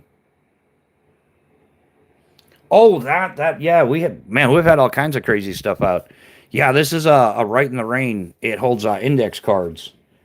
Like these ones specifically. They come in like OD and Coyote and stuff like that. It's got the little pen holder on there. You put whatever pen you want. That's one of those aerospace space pens. Yeah, space pen bullet. And then there's got some storage. You can put some more inside, whatever. They also have like recipe cards for it and stuff. But yeah, nice little way for taking notes. You can throw it. It fits in a cargo pocket, all that good stuff. Or yeah, handy dandy to have.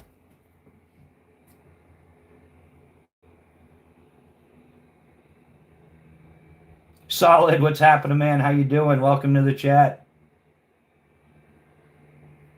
Cons, my mama told me I was special. Yeah, they're kind of pricey too. I forget what the price is on them. And yeah, as always, there's no affiliate link for you to click. But yeah, it's made by Right in the Rain. It's like index card holder, Right in the Rain index card holder. And then they do sell the Right in the Rain index cards even. So yeah, you've got the best of both worlds, and I'm like, yeah, I kind of like index cards better sometimes because depending on what type of notes or if you're using them for reference and stuff, when you use a notebook, you end up tearing pages out. With the index cards, you can kind of just like get rid of a few and add a few. So yeah, you can fit a few on top here, and these little corners hold it in. So you've got a writing surface as well. So yeah, multitasking, and then I forget what the inside holds, like 20 or 25. You could probably fit a few more than what I have in here. But yeah, all the stitching and stuff is more than adequate. Good. It's well made. Yeah, definitely good product. And then, yeah, I think regular pens tend to be a little bit too long. So if you're trying to do something like that, like, yeah, this is one of their Right in the Rain. Well, it's actually, that fits pretty good too. But yeah, you're not hitting the pocket clip. It is a little bit looser. But yeah, I figure it's only index cards, so yeah. This is the Fisher Space Pen bullet pen that I have on there. I kind of want to get one in OD too, right? Because OD would be awesome. So yeah, decent pens. They write well. And yeah, the space pen. So it'll write upside down. It'll write underwater. It'll yeah, all that infomercial jargon. But yeah, very cool item. Oh yeah, the monsoon clipboard. I'm gonna do a thing this week. I've got a couple of their products, like nice high end products I had gotten for work.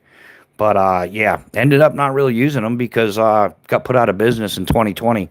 Actually got the stuff for Christmas 2019. For the upcoming 2020 season, it was going to be something a little different. So yeah, it just ended up not happening. Yeah, wait for rain and then write. Yeah, we got to do some field testing. Next time it's raining, I'll go out. That'll be a nice short, right? Yeah, maybe instead of singing in the rain, we'll have writing in the rain. Maybe I'll play a little music in the background and get jiggy with it. You never know. You never know. Anything's possible. How much? New house? How much?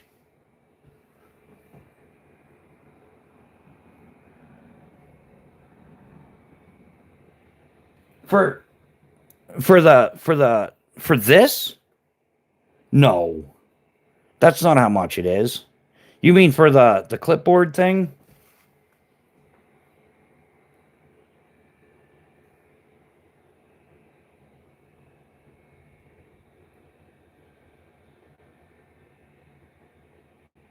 Yeah, are you saying that the monsoon clipboard is 46.95 or this is 46.95? Oh, that's I didn't know about that. Yeah. Oh, inflation hit that something fierce, I'm telling you. Holy, that's some poo-poo soup pricing right there. Um, yeah, dude, I'm gonna tell you right now, I don't think we paid half that for that. Like I used to make some money skydiving, but even that, I wouldn't. Yeah, shit, I've got two. Who wants to buy one? Right, $40. 40. No, I'm keeping them. I do. Because they weren't that expensive. I'll tell you. There's no way in hell I'd part with that kind of money for. Yeah, that's. Oh man, I have to get a waterproof bag for this thing and everything. Um. Yeah, sorry guys. I had no clue it was in that price range. Like it wasn't that expensive. Trust me, it wasn't that expensive when I got it. Honestly, guys, I think it was like half that price. I think it was like 21.95 or something. I'm not kidding. Yeah, James, you'd make money selling it at 40.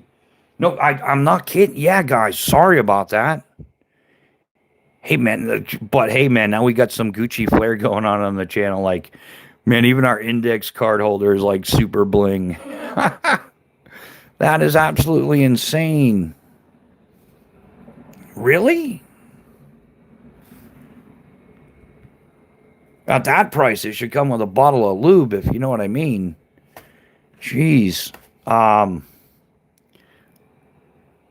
Well, I guess well, it's a good thing I don't have an affiliate link or any of that trash.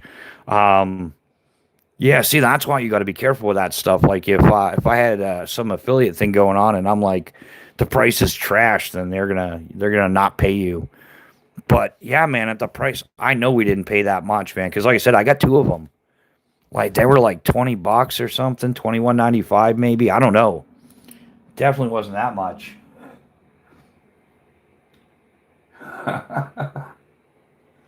Now you cannot give me any static. No, Trish, why would I give you? No, I would never give you any static. Um, that's interesting. So you do have a lot of pretty knives, though. I'm not saying they're Gucci or anything. They're definitely. I love saying that. I don't know why. She does. She's got like there are knives out there that it doesn't matter who owns them. They're definitely like aesthetically appealing, right? Like that's a good looking knife. Like I love a good mirror finish, but I don't trust myself with one. That would last like man. I would take it out of the box and have just the longest, nastiest scratch down the blade or something. It would just that's how that tends to work for me. Boucher Bush. There we go. That's what we'll do. We'll have a spin-off channel, Boucher Bushcraft. For all your designer outdoor geeky gear needs. Um, the ergos are on it. Must be great. Yeah, yeah. The ergos on it are great too. Did you see how you're able to like just palm it? You could just palm this thing and you could write away. No need for a clipboard, no need for a writing station. You have everything you need right in your hand. But wait, there's more. If you order now, we'll include this Fisher Space Pen. No, they're not going to. No, not if they're selling this thing for what, 46.95. Well, no, you're buying the pen separate. You got to find your own Bouger pen to go with it. Like, man, some of the things going on with prices, we're all starting to sell and hold. I think I'm leading the way. Like back in the day, we got the index card holder for a nickel. Now it's 46.95. Get that out of my face. What's wrong with you spending that kind of money? You're never going to be able to buy a house. Why can't you afford a house? I got a postcard holder. That is it makes me feel better. I have three $40 pins plus extra space pen refills from them. Yeah, man, that stuff was not. I didn't. Yeah, that's outrageous. I don't know what to say, guys. I guess, yeah, if you want a Bouger index card holder, then yeah, that's the place to go. Wow, the economy's going straight down the pooper. I don't think I gotta cope with this better. I can't even look at silky saws now without just getting a head cramp.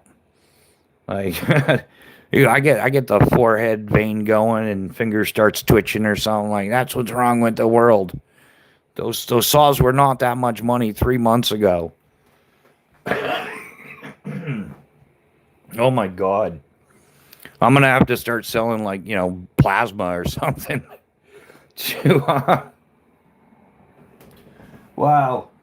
Members only price. Other needs to marry the daughter of a member to get in line. Yeah, exactly, old Hanson. Yeah. I'll just write on my hand or scrap paper for that. Exactly, Gons. Yeah, man, we got to start using both sides of the paper again.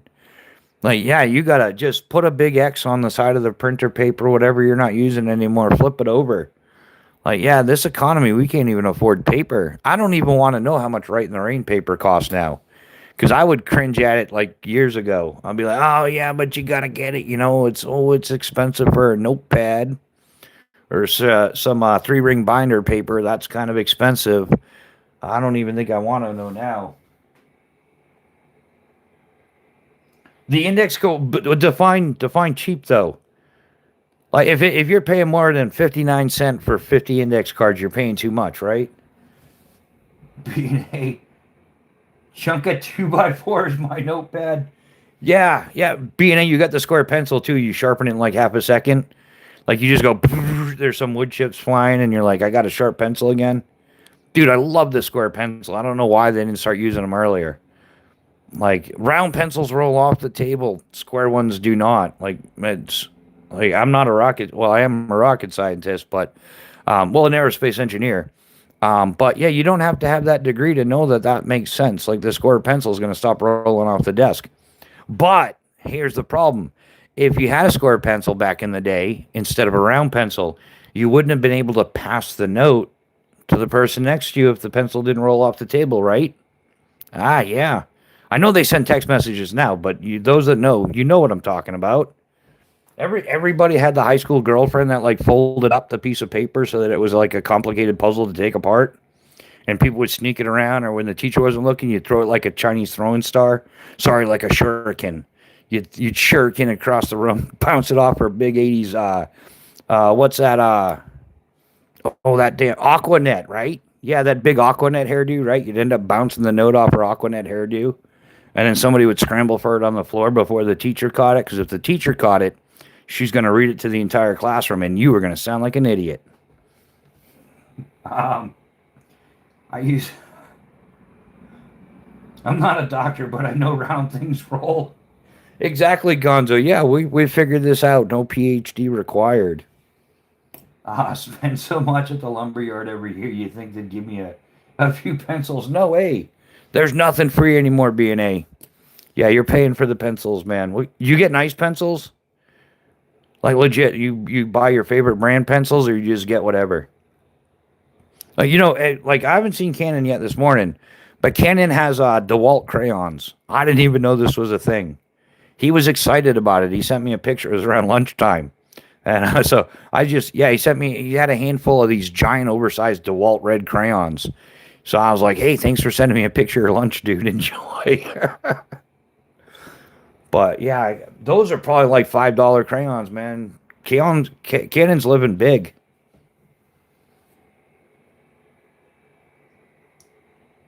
Yeah, the clip-on anti-roll clip is also members only.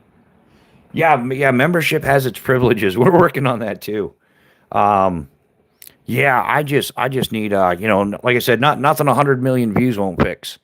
And then I'm putting together some swag bags and stuff, but they're going to be like skydiver trendy cool. It's not going to be a picture or a sticker of me or something. It's going to be some fun stuff. Oh, he's got the Beanie's got the link. Oh, these are Pro Carpenter pencil and long nib marker pens. Nip Pro. Yeah, you do this. All right, you got some geek points for that one, buddy. That's some outstanding product there, though. I'm gonna give it to you, dude. There's some Nick Pro. Has anybody seen those titanium cases for Oh, for like Sharpies and stuff. Oh, who makes it, man? It's like, oh, but you can get titanium pens. You put the insert for the Sharpie in there, and now you've got a titanium Sharpie. They're like $100. You can get like a DLC coated one for 120. That's some Gucci gear, man. I'd love to have a whole little kit of that. I could sit there. That would be like designing delight. Like I would design better things with a titanium Sharpie.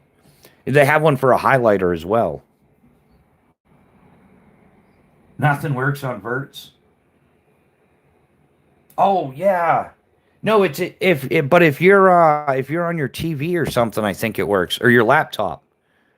Yeah, if you're on your laptop, I think it works because I was able to click on it on my laptop. But yeah, I think if you're on your phone, it doesn't do it. I could be wrong. I'm a big tech tard. I'm never gonna lie about that. Um, yeah, see, Gons knows what I'm. Do you know what? Do you know what the? It's like Henry or something like that. Oh, Henry Smithing or something. I forget the name of the company because I ain't spending $120 on a titanium DLC coated Sharpie holder anytime soon. I'm gonna have to hit the YouTube lottery for that kind of a purchase. I'll put it with my 46.95 post-it card holder. Index card holder. That's the if you've got a 46.95 index card holder, you should be able to afford $100 titanium Sharpie, right?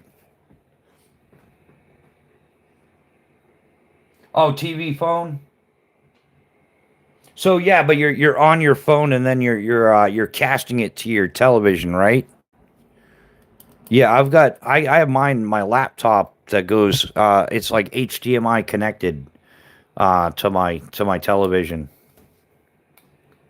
Yeah, it's like one of those. I've looked at it like three times, and I'm like, I'm gonna remember the name of this time for sure. And apparently, little transparency, I lied to myself because I ain't remembering squat. But I remember it's fancy, that's some fancy kit. Altoid tin makes a great Band-Aid holder. No, I've boycotted Altoid tins. I definitely I won't I got a thing planned with an Altoid tin, trust me. But I'm not a fan of the Altoid tin, nor like the videos. Because like in no situation ever have I met somebody who survived a survival situation that said, there's no way I would have made it without my Altoid survival tin. Like, what are you gonna do with 4 feet of fishing line and two micro hooks and two matches and a little pinky sized band-aid or two? I've never been no man. I think that what people are trying to do is like they take the old Henry survival kits, those big tins, they're good sized tins, and they have legitimate survival gear in it. Or like the Air Force pilot survival kit, they got different ones for pilots, but that's just it's a small piece, but they're way bigger than the Altoid tins, but they're a small piece of like an entire kit, like a pilot survival kit. They're also including the parachutes and the lines and stuff like that. They're including all the gear that you would have. That's just like one small piece of the survival kit. But I mean, they are worth a chuckle. But a small lady's pistol will not fit in Altoid's tin. Watch on smart TV, comment on phone. I got your guns, yeah. Yeah. Yeah, like I said, I've got my laptop that I've wired. So it might be because yeah, it's being run off your phone. But like on my laptop, I can click on links, even if it's a vertical. Done it a whole bunch of times actually, yeah. Let's all be honest, we all kind of over prepare for situations that will never happen. Exact, yeah, Gons. And I try to be like completely transparent about that. Um, yeah, a lot of people are like, oh, what should I have for a bug out bag? It's like whatever you're gonna bring with you for like a weekend camping trip, like a 72-hour session is that's what you really need. You don't need all the bells and whistles. You don't need 18 mags of 5.56. You don't need a long arm for long distance. You don't need a CQB rifle. You don't need a sidearm with a Plan B sidearm. Because you got to run a large frame and then a mid frame. And yeah, you mostly just need what you're going to bring camping for the weekend: a tent, some sleeping bags, appropriate for your location. Probably some food, a cooler, and stuff like that. Can you eat a head of rabbit?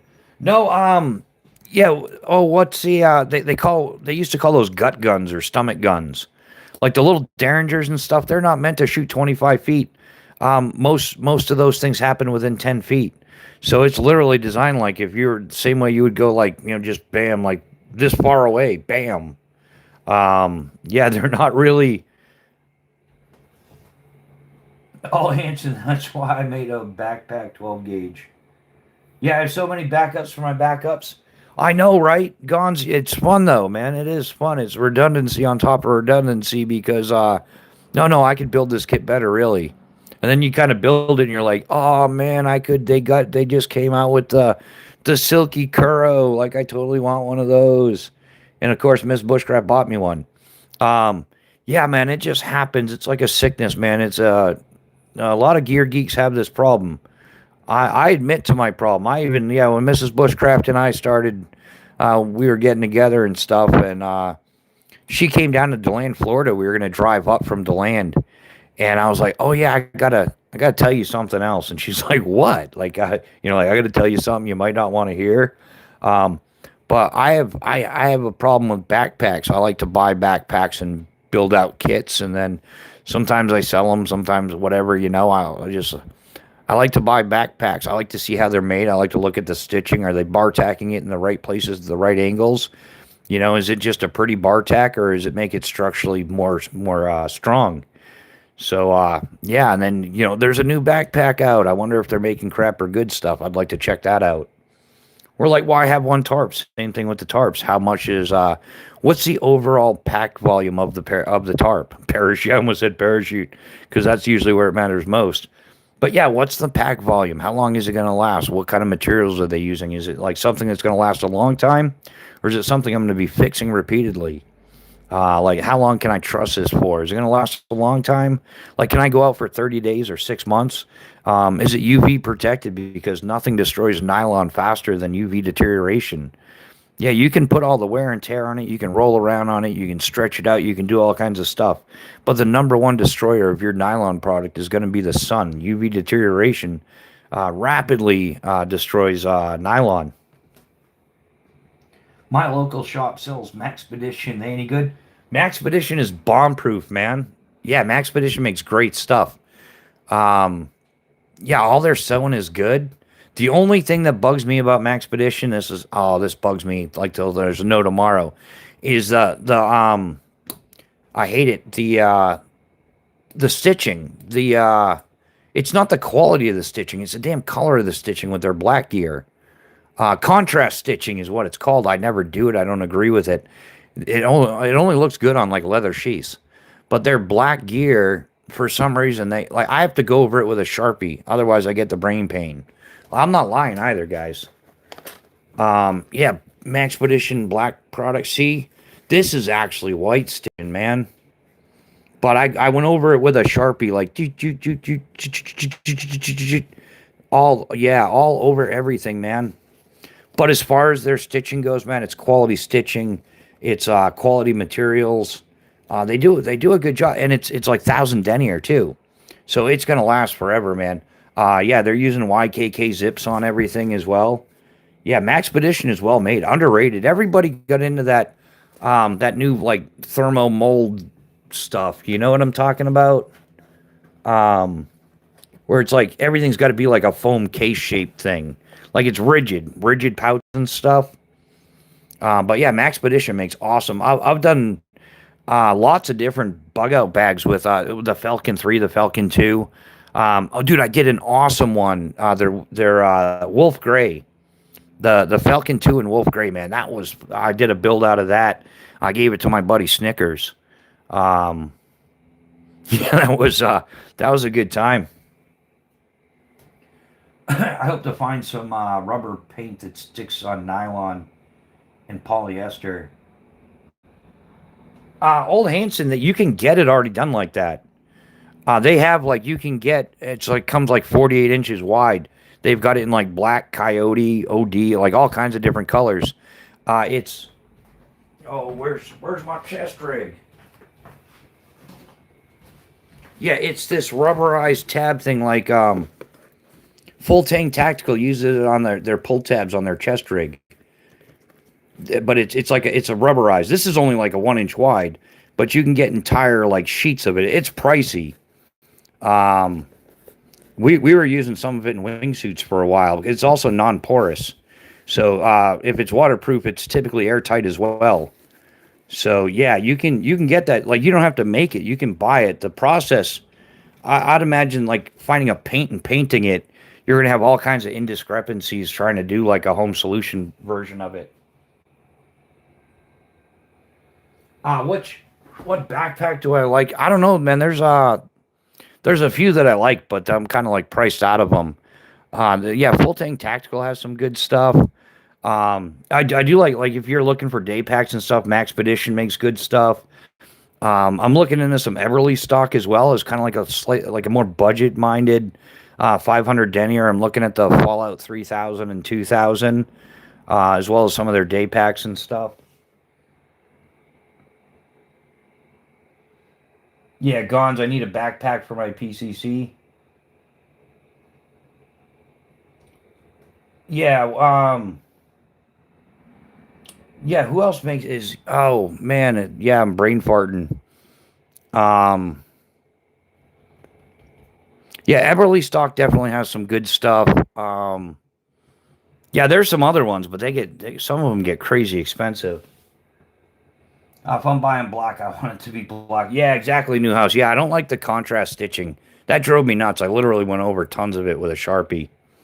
And I've got the oh, what is it? I've got the Rush 12, the 24, and the 72 in black. Dude, I spent like 3 days on a Sharpie with those things. I think I went through like two or three Sharpies too, because the thread will absorb a lot of the ink, and then you got to go back over it. I have rubberized gloves I have to repair. Yeah, that's a yeah, yeah. I think that might be a thing. Yeah, the plasti dip like you use for wrenches and things like that. Yeah, maybe you could get that and just brush some on somehow. Red Bull Princess, how you doing? We hope you have a wonderful day as well. Um,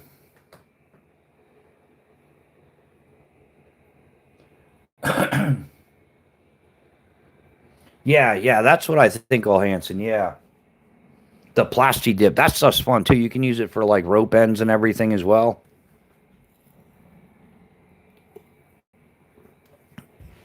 We're worried about how fun it is, but yeah, it's a good time.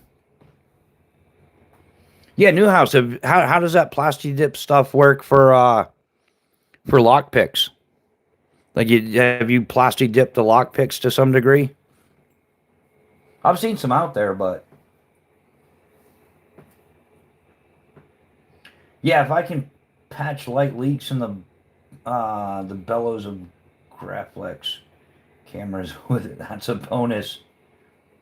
Yeah, I have no clue about that one. It takes 10 coats for lock picks. Really? To like beef them up enough? What does it come out real thin or?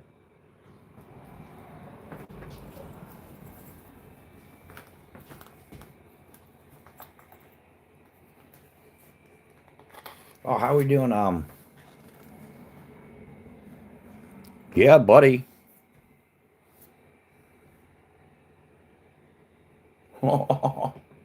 um,